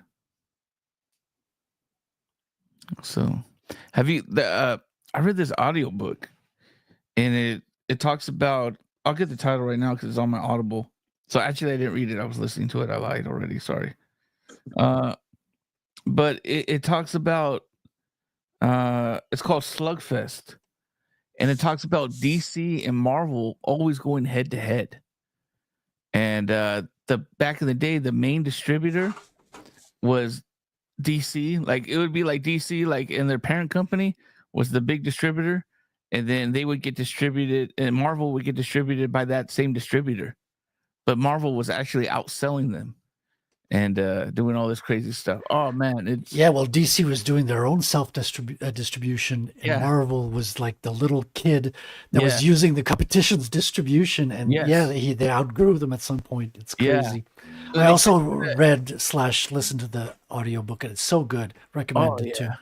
Did you? And there's a part where Marvel starts outselling DC, and there's a restaurant that all the DC people will go to, restaurant/bar. And when Marvel outsold them, they went over to that restaurant and just posted up there and ate and drank and had a fucking party in their home turf.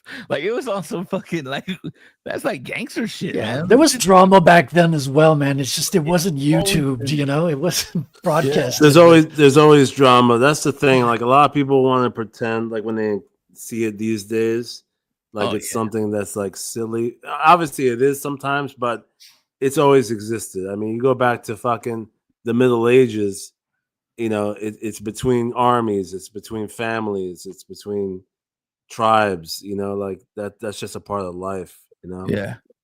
Like DC. Speaking of which, I brought up earlier the Kings thing. Moving on to that, Yeah, I'm sure all of you saw it, right? Yeah, Is with there anyone here? Who, I didn't catch yeah. it. I didn't Oh see it. no, I No. did, yeah. there was a huge blow up as a result of starting with.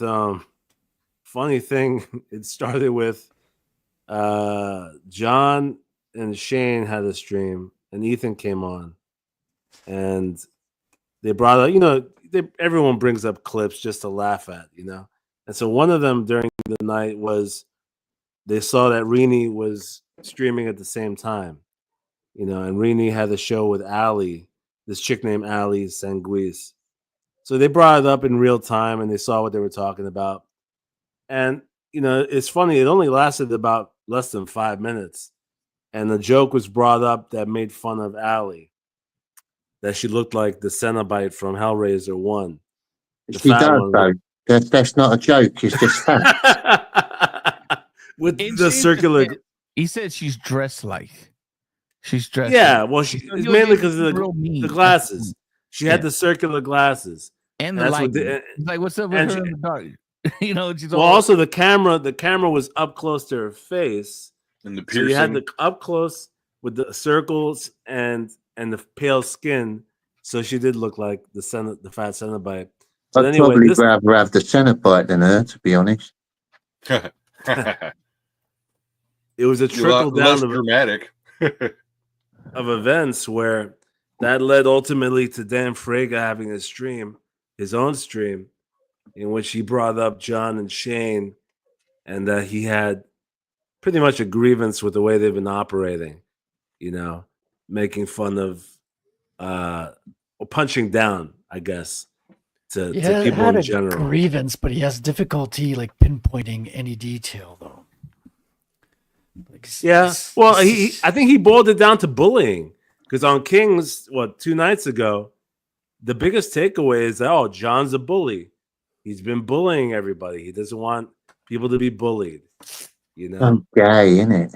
You can't even tell a joke without people crying about it. It's fucking ridiculous. Well, not only that, but I think the argument is pretty good where they're like, how is it that somebody else can throw rocks at the big guys, the quote big guys, but the big guys can't throw a rock back? And it's like, suddenly they're bullies, but yet everybody else can just constantly peck at them. And I don't know, that That's makes it, no innit? sense. If you're going to give it, you've got to be prepared to take it. You can't just have it one way. Exactly. Yeah. Well, they're the big guys, so we should be able to, it's just a very eat the rich mentality, and that's questionable. It's like, well, how far does that go? Mm-hmm. Well, also, I don't man, know. I don't I'm not think it's invested.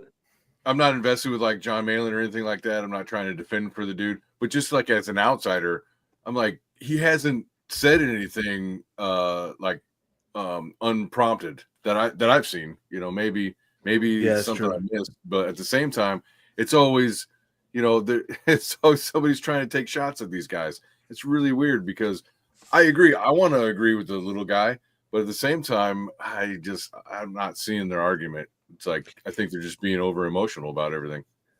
It's crazy because you have all of Ethan's chat calling him fat and gay. You have all of John's chat saying he doesn't have eyebrows. You have all of Shane's chat making fun of him for all of his foibles and stuff. And it's like, and you got in this chat, for instance, we got people calling me a twink. Like, you have to be able to take the joke. It's but it's false outrage here. It's a power trip trying to control. Like, she didn't know her name was going to pop up when she hit the copyright strike. She wanted to. No, this was which is revealed. fucking hilarious, by the way. Yeah. Here's the thing. I'll say this: censorship is evil. Rini had this thing. She is a Cenobite. Rini had this thing talking about this is how you build an audience, or these people build the audience, this and that. And I criticized it, a little criticism. And I said, if she's going to be honest on how she built her audience, she shouldn't have left EVS out because he put her in front of the biggest audience. Or even just the networking marketing community known as Comicsgate. Yeah, I was like, damn. Like, I bought her books because she's a part of Comicsgate, first of all, and I liked the way it looked. And then not even a tip of the hat or nothing. Like, shit. And not only for that, even Shane, And I was like, if she's gonna give advice or talk about how people create audiences, then she should be honest. Because you can't say, "Oh, you just got to put in the hard work and do this and one day." No, you got promoted at the highest level, at the biggest audience, day after day after day to get those results. And it's disingenuous to tell little creators or smaller creators or beginning creators that all you have to do is this. And I felt, and so I said that, well, not taking away from her talent, because the talent still has to be there.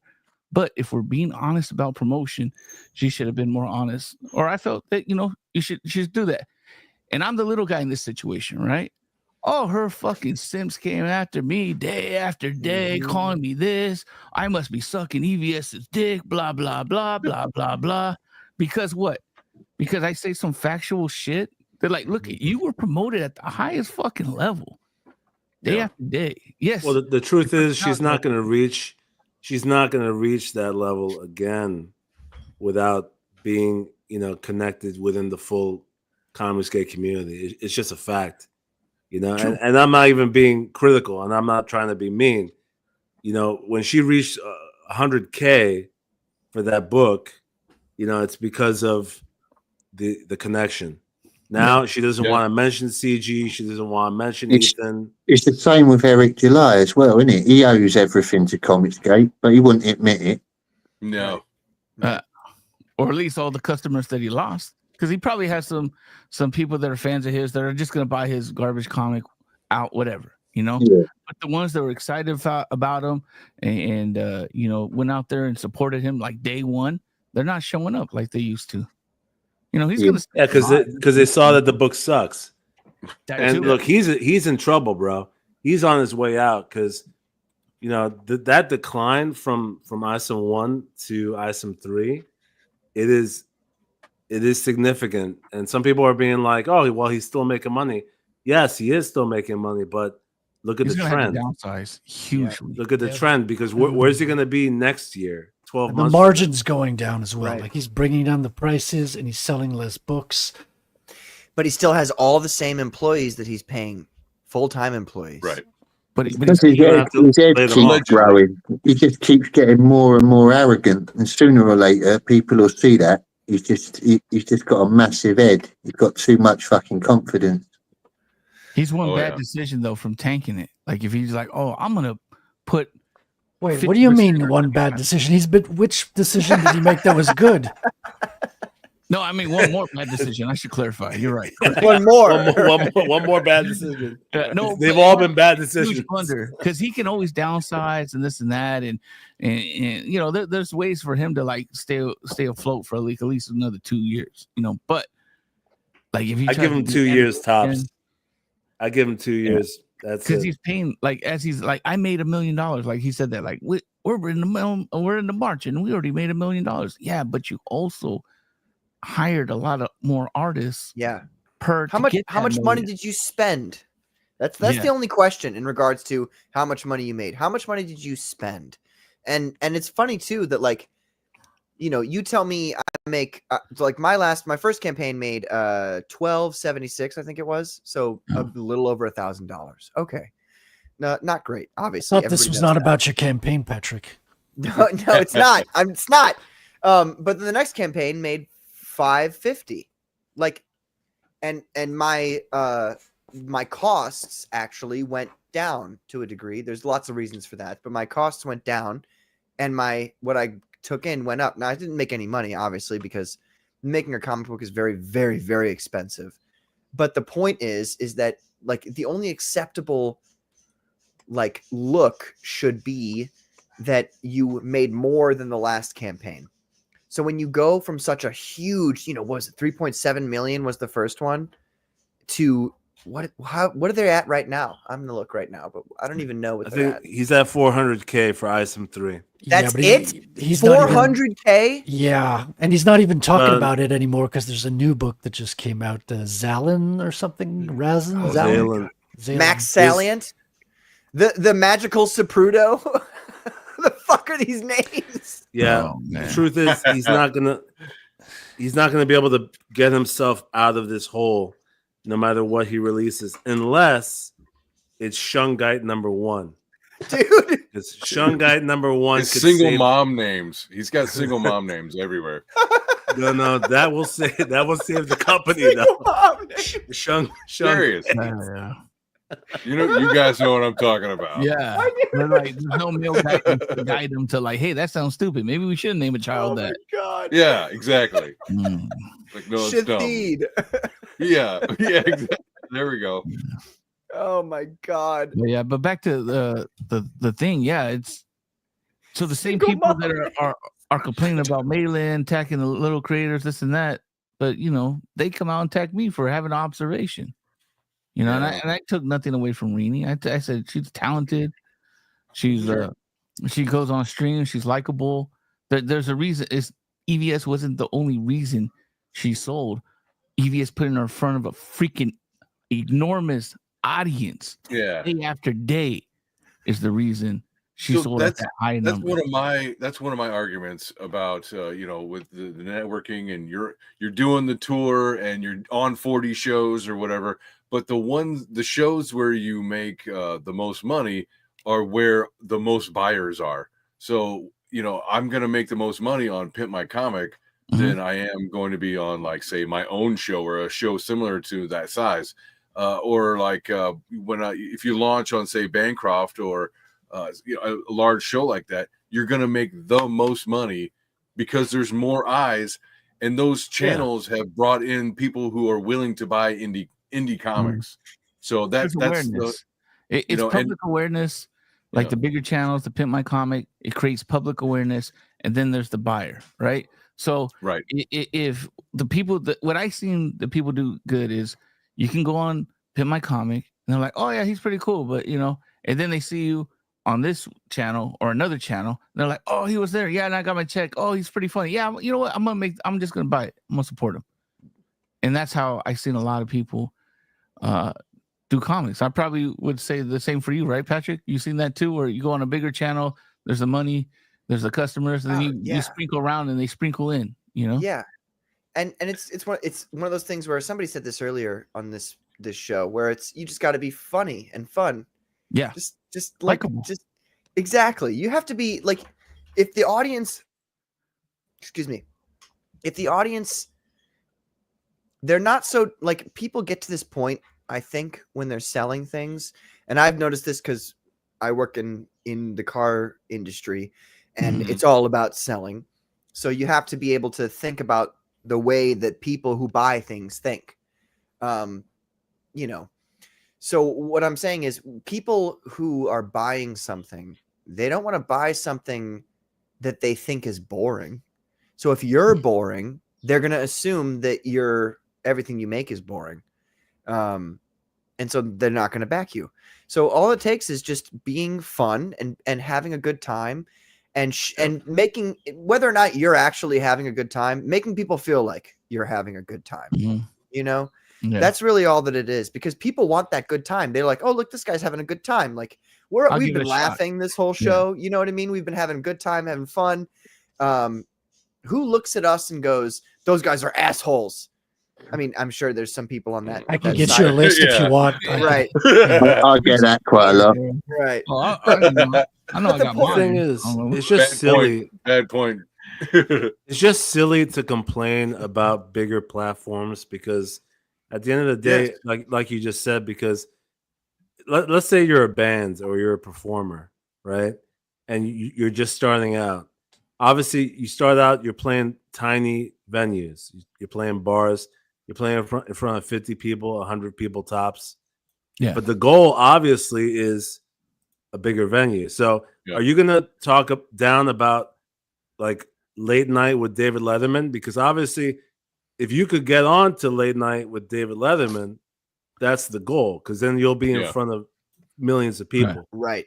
So who never saw you before. Exactly. And that was were any of those bands that would go on, like, I saw Living Color on an old an old show, an old talk show like that.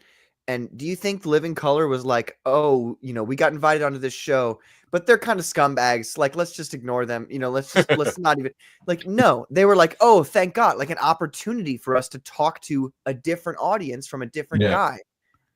The goal is not to, like, the goal is not to be the emperor of comics, even though that's what Ethan calls himself.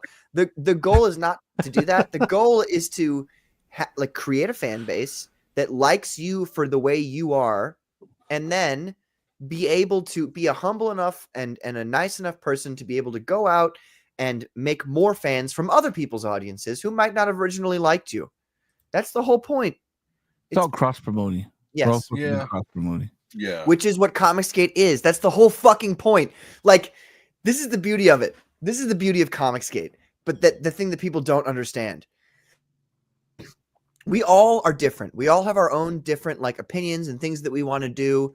You know, we like you guys know by now. I'm not like I don't want to do on my show the drama stuff. At the same time, I love it. I think it's the people who do it, like Riley, for instance, who I'm going to send the link to in a second here, actually, because there's plenty of room here. And Riley, if you're listening, you better fucking come on. Otherwise, I'm going to come to your house anyway.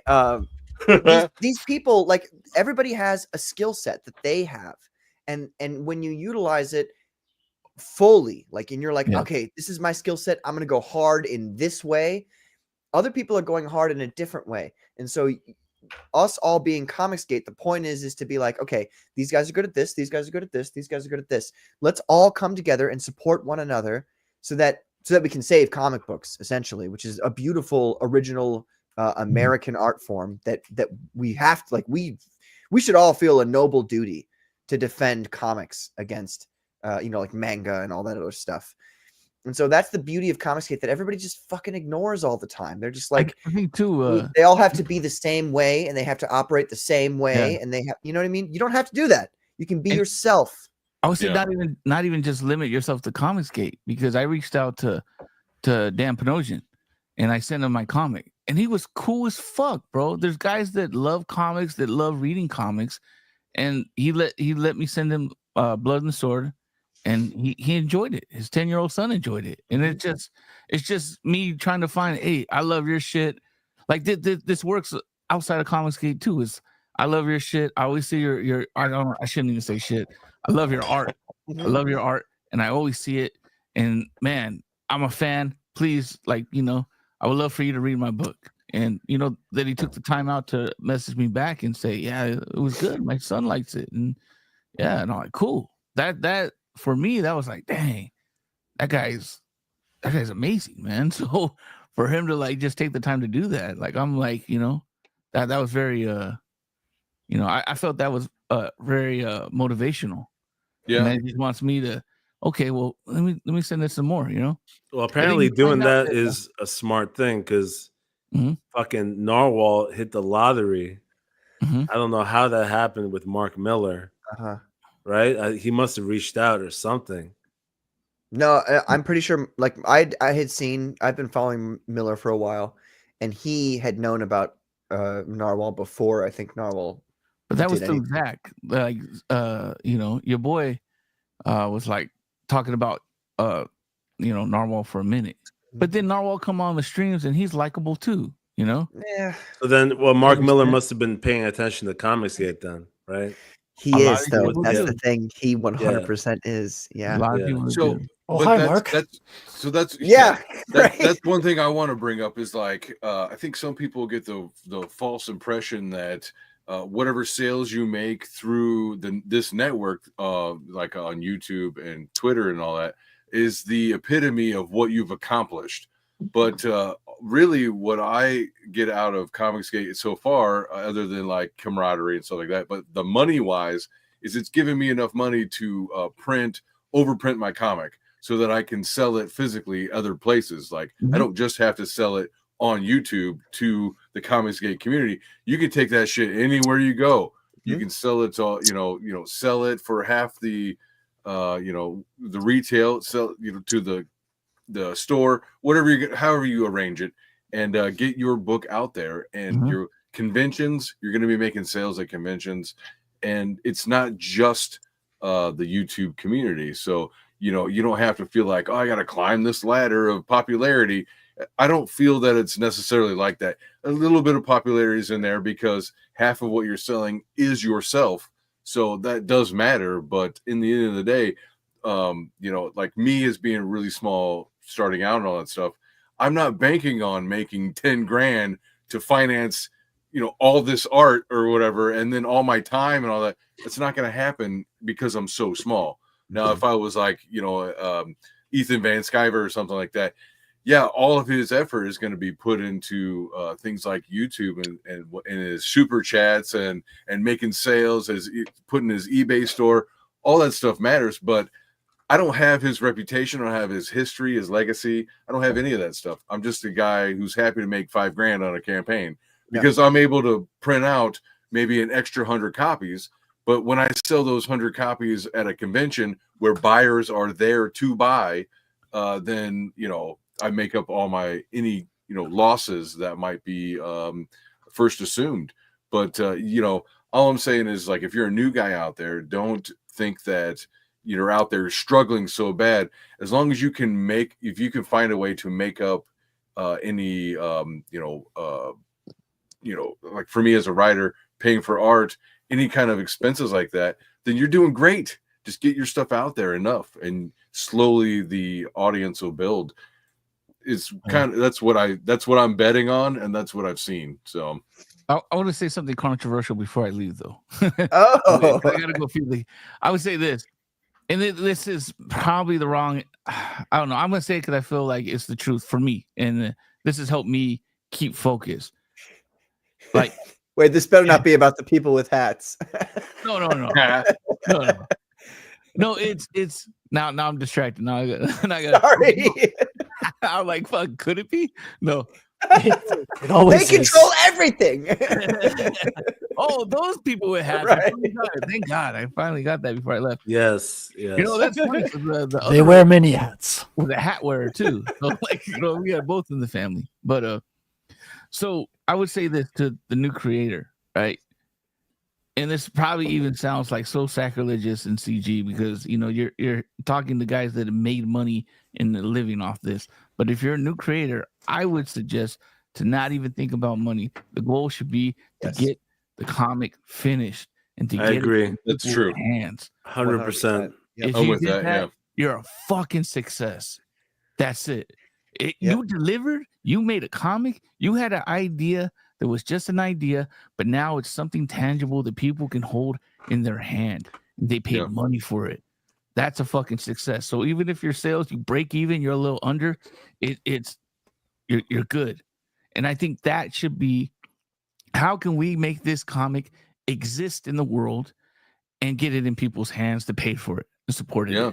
Yep. And if you did that, you're a fucking success. Everything else is just cream on the top. You can't compare yourself to EVS. You can't compare yourself. No. Because even then, when I said Rini had exposure at the highest levels, the biggest audience, they had too. They were on DC when comics were fucking good. That's fair. Like, that's a fair argument.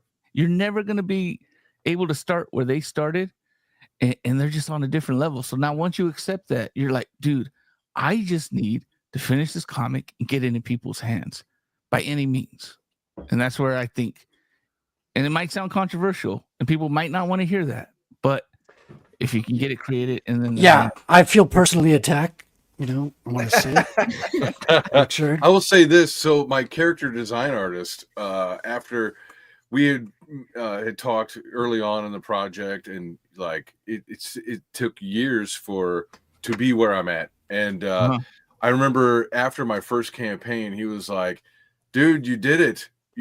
For good or for bad, you did what 99% of people who say they're going to make a comic has ever done. You actually made a comic and delivered on it. So I was like, yeah, I guess you're right. Fuck yeah.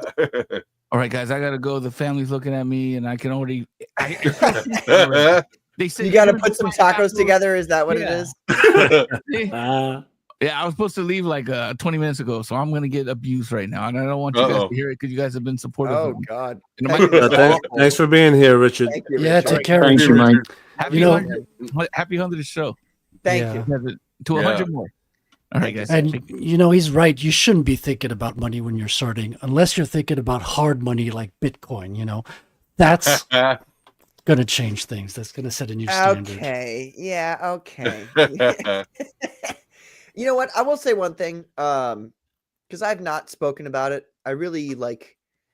I don't like talking about it, but like Rainy, okay, Rainy. Everybody calls her Rainy. I call her Rainy because I want to. I would never ever have backed her. Never. I could because I don't like. I personally not a fan of her art. If I'm being honest with you, I just don't like it. I said the same thing about one of Von Claus's artists. So just so you know, like I'm not like biased. You know what I mean? Like I'm not like, Sure. is she pro CG or not? You know, oh fuck her if she's not pro CG. That's not how it is. Like I just I Yeah, like what I like tribal. and I don't like what I don't like. And Yeah. I personally is she a great artist? Yes, she's fantastic. Like I can look at her art and take a step back and go, you know, I don't like this style, but she's superb. She is superb. Like she is actually super, super talented. But I would never, ever have backed her unless she was Comicsgate. And she was Comicsgate and for a time there. And so I was like, okay, well then I'll spend money on her. And I remember that stream where there was the jumping jacks. And I remember Ethan getting up too and also doing jumping jacks with her. He saw that she was doing jumping jacks. It was very awkward, you know, once the chat was like, you have to do them now. And she got up and started doing them. Ethan saw that it was awkward because he has good awareness. And he started doing jumping jacks too, which was fucking hilarious. Because not all of us were there. Not all of us. You were, JD. You've been there the whole time, JD. Also, hello. How are you? Thank you. Thank you for being here. I love JD Kirby. JD Kirby's like a force of nature. Awesome. I don't think that the jumping jacks was the last straw, though. You don't? No. Oh, what do you think was the last straw? No, because I have a pretty sharp memory actually in terms of wait a minute before timing. you get into that. I want you to get into that. I really do. But before you get into that, I got to talk about something real quick. Cammy's like, no, that's not what I wanted to bring up. Cammy says, I don't know. He dropped me along with Dr. Ben. And then Cammy's saying, what is she saying here? No groups for me. I unsubbed when you dropped me. Who are you talking about, Cammy? When I dropped you? I never dropped you. I've always followed you and listened to you. Have I agreed with everything you've said? No, but you don't agree with everything I think say. she's on about Dr. Ben. Oh, because she said you, so it's a little confusing. That's all. Is Cammy an alt for Dr. Ben? No. No, I know Cammy in real life. She's actually a good artist. Yeah. She says Richard Embry and Dr. Ben. Oh. That must be just some kind of confusion, Cammy. I'm sure Richard just was confused. Cammy's got the inside scoop on some people. Yeah, apparently. Maybe some DMs she's gotten from people. Anyway, about Rini. Yeah. So the very last thing I recall being the tipping point is there was a late night stream that occurred. Very late night, like at 2 a.m. where Shane had Rini on. And there was a couple, I think maybe Mandy was there. A couple of other people were there. But Shane was drunk as hell. And actually, the funny thing is, this was the last time Shane drank on stream. After this event, he stopped drinking on stream. And basically, he went a little too hard with Rini. And the specifics don't matter, but it got to the point where it got ugly. Like, it was no longer joking. He was talking shit to Rini. And then you could just tell it was over. Huh. I remember that stream specifically. And that was after every other incident was prior to this. You know, jumping jacks, whatever the fuck else. That late night stream where Shane was just too much. And then Rini was there being like, okay, I'm done. That was the last time I saw her with any of the CG people. I was not there for that stream, so I didn't see that. Huh. Yeah. Well, you know, they say that drinking brings out your inner thoughts, I guess. So was that before all the Dungeoneer shit went on then? That was before Dungeoneer stuff, I believe. Huh. Yeah. So technically, it wasn't necessarily the Dungeoneer stuff that made her leave. I think it was just she had it with some of the antics that was going on. And Right. truth be told, that sometimes it went a little too hard against her. It does make a difference being a female and all. Yeah. Well, yes and no. I mean, this is obviously a male-dominated space. So you have to, if you're going to play with the boys, you got to play like the boys. And Mandy Summers does a great job of that. And other people do as well. And so I don't know. Wait, can I please be like a 6 Asian girl that can draw? Can I do that? And then I can make that much money? That'd be great. 6? 6 out of 10, you mean? Yeah. Wow. 7. Damn, shots fired. No. Rini, I'm like I 1.5. So I think she He's being generous. Rini's pretty hot, dude. So look at this. I'd give her a 7.5. No, hold on a second. I'm Ray needs to start working out again. Okay, if she ever did, she needs to start working out again. I'm not trying to be mean. I'm just saying. So let me just clarify. I don't mind the pear shape. The only thing that has gotten me laid is the fact that I'm over 6 foot. It's like 6 foot and above is like big tits on a chick. So I get that now that I'm older. And I see, I was like, oh, that's why I got laid the whole time. I got it now. But yes, obviously she's pretty. They assumed you had a big personality, and I'm just saying I have big hands, but I don't know what you mean. That's how you hold on to them. Right. Yeah. Oh man. JD Kirby says, I agree. Shane is a homie. Shit happens, he says. Facts. Shane's brilliant. I love Shane. He really I interviewed him the other night. He's a brilliant bloke in private to chat to. He's an amazing guy. Always been supportive of my stuff. Yeah, I meant to say how, and also fuck you, Johnny. I've been asking Mandy and Shane on my stream for like a year. Yeah, but you didn't. It's only because I think it's because I gave them a lot of free promotion, didn't I, with Mailing Mysteries? I think they appreciated it. That's all. Yeah. And I have been nagging at them. Like it's took a few months to get Mandy on. Have you messaged them multiple times? Because I don't want to bother people. Is that what do you message them multiple times though? No, well, I invited Mandy and Shane on my show before, but they never came on that. I think because it was a one-on-one interview, they were more up for it. Right. Okay. Huh. Maybe I'll have to just. I thought Mandy was willing to come on Commandos, though, Patrick. Well, I mean, she certainly like expresses that, but she's never here, and I give her so it's like this. I'm not going to say I give her the link all the time. I do not, but I message people and I go, hey, would you like to come on the show? And then I don't get any response at all. Or sometimes it's like, yeah, sometime that would be great. Another thing as well is your show starts quite late, doesn't it, in America? And they have got families and stuff as well. So they got certain days where they can stream. And 7:30 for 8:30 EST is not. But my show's pretty much always on a Sunday, and most people ain't got nothing to do on a Sunday, so it works out better. Yeah, that makes sense. See, Johnny, that's the thing. I would rather do this show on Sunday, but you've got your show on Sunday. I don't care. I don't care if you stream over me. Don't be frightened about that, Pat. It's not going to happen. Don't be bothered about that. I'll just EFAP you. I think we have a good night. I think you just need to make a special event out of it. You gotta say, a special guest, Mandy Summers on Wednesday, and make like a nice poster out of it. You need to ask them, and then advertise it a little bit as well to get people interested. What do you guys? What do you mean? I advertise everything.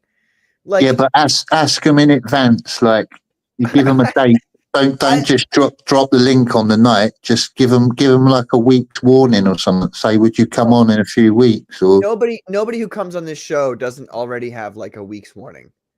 So we Fair had enough. what's his name? We had Andy Smith on I said, what's his name? Like I didn't know who Andy Smith was.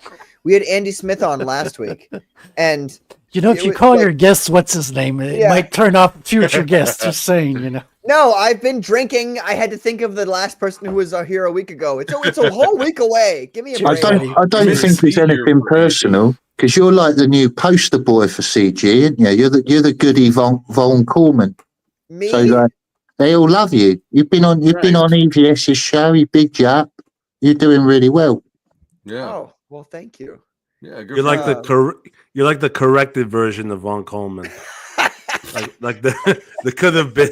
You're the fulfilled potential of Von Coleman. I'm fucking 10 years older than that guy. I love and how talking like, about, young guy about Patrick. I'm twinks, like, I mean, what? Patrick is Vaughn's definitely a twink.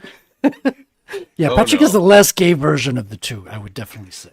Well, thank God. Oh my God. Vaughn Coleman reminds me a bit of Harry Sisson. Yes. Oh yeah. Yes. Oh my God. 100 times yes.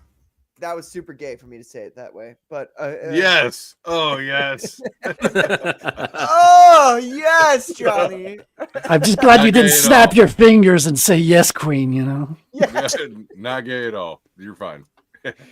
No, but I've actually been wondering, like, if I started doing like videos of where I was like my face super close up to the camera, and I just started giving advice to fuckers about the comic book industry, having been in it for a fucking year. That okay? Let me hold on. Okay, wait a minute. I would say I hate to do this, but I don't. Ladies and gentlemen, okay, it's like this.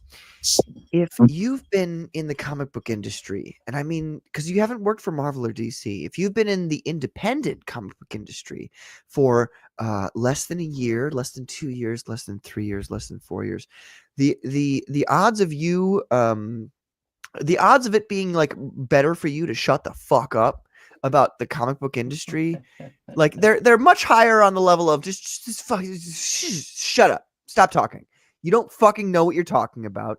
You act like you know what the fuck you're talking about, but you don't. And you may be able to do this thing. I could do it too. I'm an actor. I'm an excellent actor. You gotta look into the camera. Look into the camera, Patrick. Look into the camera, straight into the camera. I'm an excellent actor. Look, folks. Excellent actor. For 9 months I acted with Dr. Ben on this channel, pretending I liked him, so you know I'm a good actor. Oh. Anyway, the point is Shots fired. right. If you've been in the comic book industry, not even the comic book industry, the independent comic book industry for less than 5 years, shut the fuck up. Nobody gives a goddamn about your fucking opinion. You don't know a goddamn thing, just as I don't know a goddamn thing. We're here to learn from the professionals that like John Malin said on his post on Twitter today, the professionals who have no interest in providing new competition for themselves. They reach down and they provide advice and all kinds of things to these people who don't know a fucking thing about the comic book industry. They do that for you. So just shut up. You're not in a position to be telling other people how to make comics, how to build their platforms to sell comic books. You're just not. And also, this is the most spicy part of this whole rant here. That applies to Rainey as well. You were in the comic book establishment for what? I'm going to give you, I don't know exactly. So I'm going to be generous here and say 7 years. 7 years being in the comic book industry, Marvel and DC. Okay? You're not on the same level as these people who were there for 20, 30 years. They were there for all of the editors and all the people who would fuck with their scripts, or all the people who would ask them to change things or tell them, hey, your art is shit. Go ahead and change it. Like, you're not in a position to be talking to people about what they should do to make their comic book. You're just not. So stop it. Just stop it. You don't ever hear me talking about this is, I'll say from time to time, like, oh, I like this or I don't like that. But I'll never say, this is the way you have to do it to be successful. Because first of all, you fuckers aren't successful. Outside of CG, Rainey is not successful. Show me your campaign. When you get to 100K by yourself without CG, after you stabbed him in the fucking back, after we all supported you, even though we maybe didn't like your artwork and supported you anyway because you were part of the group, when you can do that and you can show us 100K, and also this also applies to Vaughn Coleman because he does this shit all the time, and that's honestly the most frustrating thing about him. I don't really have any beef with him, but except for the whole talking to people and telling them how comics are made. Like, fuck off. You don't fucking know. You have no idea. You went from 18, 17K on your first campaign to 5. Shut up. You're not in a position. All right, that's my rant, ladies and gentlemen. You thought I was going to end the show, didn't there? Didn't you? Huh? You got a little beef with Von Coleman for calling his book Phenomenova, right? Yeah, great. I mean, great it's cloudy just like, day in the chat. He's still touching himself. Oh, Good man. As a result of that, right? that close up. The whole Phenomenova thing, that's just it sucks. I don't like it because I actually did name my comic book Phenomenon a long time ago. But whatever. I don't really care about that. Honestly, the thing that annoys me the most is this whole, first of all, that people want to see your fucking face. Like you're filming yourself like, hey, here's my face. Also, I'm going to give you advice on how to make comics. It's like, shut the fuck up. Shut the TikTok, fuck up. The TikTok thing so is not a annoying good to me. look. Yeah. Guys should not be Ugh. making TikTok videos. TikTok is for girls to dance in front of the camera and try to find a husband. That's basically what they're doing. I'm going to have to make a move in the next 10 minutes, lads. It's getting pretty late here. What? But, Me too. I'll stay on for another 10, all right? Okay. Well, do you have Johnny, do you have anybody you would like to promote or you're excited a campaign you're excited about before you go? Yeah, I think you should talk about Pigman by Bosch Pigman. Boston. I can't bring it up because I'm on my phone, so I can't link you to his campaign, but I got you, brother. I'm really excited for that one because it's one of the most controversial books to come out recently, isn't it? There's a lot of political opinions in it. Pigman is one of the campaigns I was going to bring up also if nobody else and especially in England, I can see this book getting banned in the next few years because the way we're going over here. So this might be a legendary book that you won't get chance to get hold of after a while. Same goes for Canada, could get banned here as well. And Bosch has got an incredible story that's super close to his heart. Like he's lived it. He's risked his life to put his beliefs on the lines. And his comic is about his beliefs and what he's gone through in a way, in a comic book kind of way. It's so relevant with the times as well, with what's happening in the world. It strikes a lot of people. It's close to home. Yeah. It's the especially since the Muslims are taking over. 100%. They're invading a lot of European countries. They're invading Canada, and apparently the state of Michigan also. I mean, France has fallen with their Charlie Hebdo. And I know a lot of people have been a lot of like the war campaign and reportage have been dissing his artwork, and I know some of it is very it's different. Mm-hmm. But I think with Pigman, it's more about the story and the theme behind it more than the art. Let me comment about the art because Johnny, what you're saying, I know what you're talking about. Where people they try to mock the art style of this on Twitter. I saw people posting pages, being like, "Oh, this is what he's selling." This style, I know what this style is. It's a simplistic. It's like a cartoon magazine style. Yeah, it's old school, isn't it? It's like what you get in a paper or something, like a newspaper. Yes, or even magazines like the New Yorker. The New Yorker is, and Bosch is from New York originally. So when I saw this, I know exactly where this comes from. And it's a simplistic style. It's not meant to be overly impressive. The point is the narrative. And let me tell you, it's well executed. Yeah. This is not amateur. I'm telling everybody who might see this. This isn't amateur work. Like the narrative style is very well done. And look at that page right there. Where it counts, the detail comes in. Pigman looks fucking awesome. And it's Well, not like Bosch is the best person to write a comic like this because he's got first-hand experience, hasn't he? I mean, he was raised in a Muslim family. You'd find it hard to like get that feel if you didn't have that upbringing. You know what I no, mean? this is true to his heart. He's telling the story that he's lived. And you tell those ripitards that the art is the easy part. Wait till you see how fast this comic ships, man. Well, that's what I was saying to him. I said it's not always about the art. I mean, people watch South Park, millions of them. It's not about how it's animated. Right.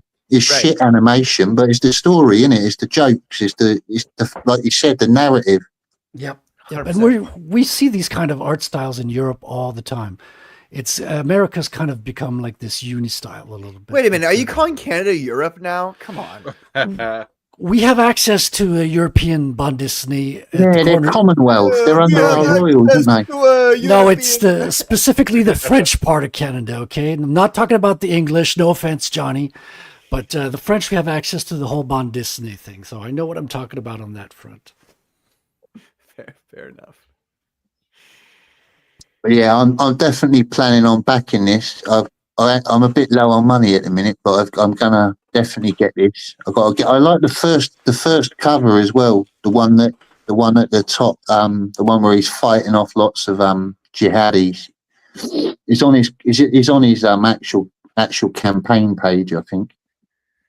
When you go into the perks, you can see all the different covers. See, the things that people say about Bosch Faustein's artwork is what I think about his artwork, but I do not think about Per Berg Narwhal. Like I like does Narwhal provide some motion to his artwork? Sure. But his layouts, I mean, that's the thing that everybody compliments, because if you look at his artwork, like it's actually just kind of sloppy and lazy. And it's sloppy and lazy because you know that he could spend more time making it look better. That's my problem with it. It's not that like the sketches he does are bad. It's that he just could spend a lot more time making it look really good. And so Bosch, what he does here, those layouts that he does, they get that feeling across, I think, a lot really well. And so when we talk about, he uses colors really well as well to express emotions, doesn't he? Like the red and the. And I think that comes from, he's motivated to write about this stuff, as opposed to just any random fictional story. So he's very motivated to make this look good. And that's where I think the difference lies. Yeah, this is not just a project to him. This is like a legacy. I bought his other book on eBay today, Table for One. It should be coming in the post soon. I'm going to do a review on it. It looks good. Nice. That's good. Rosario says, "Hello, hail. What's up, CG? Hey, what's up, Rosario? Chat? Hey, Rosario, how you doing?" Patrick, can you scroll back to the covers? Because Johnny's right. All the covers on this are really good. They are all really good, but there's one that stands out to me. I like the one where he's like battling off loads of people. I don't know if he's on there. It's at the top. This one, right here. Yeah, that's the one. That's the one I'm gonna back. I like that cover. I just love it. The newest one he's done, and I had a hard time choosing. I might actually buy a couple of copies of this. I already backed the one with the 9/11 with the black and white. The shadow looking at the towers. That's an amazing image. You scroll down to that, Patrick, where it's they're all good. They're all brilliant. That right one. here. Yeah, that one. Yeah, that's a brilliant image. That is an iconic image right there. Yeah. I think Pigman's symbol on his chest as well is something to do with the Twin Towers, isn't it? It's like two little pillars, and he's got right. like It is. Yeah, it is. Yeah, it's got multi layers to it, as he says, but the Twin Towers is definitely one of those layers. I like how he's got literally the full American flag right there on his belt. Yeah. Fuck you. We got the whole flag. Well, that drove the Wheelers insane. That did. I went on Mindy Wheeler's status the other day and just posted a little picture of a pig with an American flag, and she went mental at me. He I says, saw that, Johnny. That was "You amazing. fucking idiot! That's not American." Yeah. It's funny too because, and this is something, Johnny, you and I have talked about on your channel as well as on this channel, but the Wheelers are coming from that perspective of like America's all about every religion and every They're creed lefties, and aren't they? every yada They're yada yada. They are lefties because in reality, like this is the thing that everybody needs to understand. Like you don't fucking get it. America was founded on Christian principles. It yeah, was and when they said freedom of speech and freedom of religion, they were talking about differing versions of Christianity. Yeah. it's Now, the same. It's the Um, same with England as well. right, We're mainly Protestant here. Like exactly. that's our proper religion. but And if that they was the can, thing, because if the they, Protestantism of Britain was what was controlling America, and so there were there were people like Quakers or Irish Catholics who were like, wait a minute, like we want to also, so that it became a point at which America became a bastion for every form of Christianity that didn't have its own country or that couldn't operate within its own country, like Britain or like Ireland, and so. Yeah, But to pretend like America is some like, oh no, we combine all of the religions across all of the world. And let's be very clear here. I need to be very clear here because this bothers me a lot. Your religion, whatever you believe, is actually like your ideology. That's how you think the world works. and You and know what I mean? the silly thing is with Islam as well. They hate America. I mean, Yeah, America's everything they hate. because There's it's no, Christian and also because it supports Judaism, I would say. They hate yeah, us for those two reasons. The But truth is, Christianity, following your point, Patrick, it truly actually is responsible for the Western world. The Western world precisely. was an offspring of Catholicism and Christianity. We would not have gotten to this point without.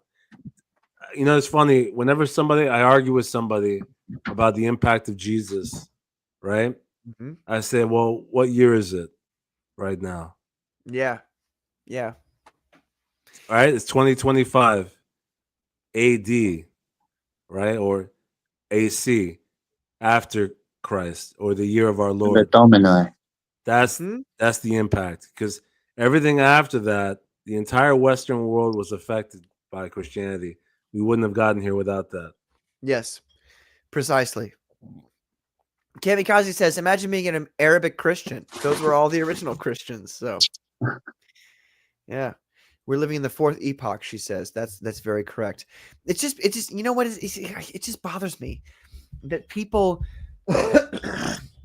that people are like, they pretend like America is not this thing where it was completely founded upon Christian principles, and all this whole being accepting of other people and being accepting of their opinions and their religions, all that comes from Christian fundamentalism in America.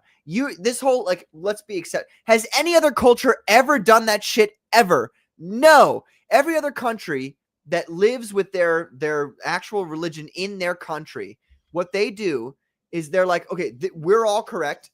Our race is the best race, and our religion is the best religion, and we're the best of everybody ever. And we're going to just like take over other people. That's how all of countries have always worked. And so now you've got America that goes, hey, you can come over here and you've got your weird religion, but we'll accept it and we'll whatever. And we've gotten to a point now where the Marxists have infiltrated everything, and what they've done is they've combined, they've reduced the reality of Christianity by saying the Bible's fake and that it's not historical. And what they've done is they've compared us to every other religion that exists where their holy book is not really quite real. And so now all religions exist on this level of it's all fake and it's all not real. So you might as well believe in any religion ever, right? So you might as well not be upset if a religion comes into your country and starts changing the ideology that your country has. Well, let me tell you something. I personally, while I'm not a big fan of theft, I don't want thieves to have their hands cut off per Islam. I don't want any other religion that comes in. There's all kinds of religions that happen, and they're all like, this is our rules and this is what you're going to do per the government. Fucking garbage. Like, just let people live their lives. You know what the most important, like, look, when I was like 12, I met a guy and he told me that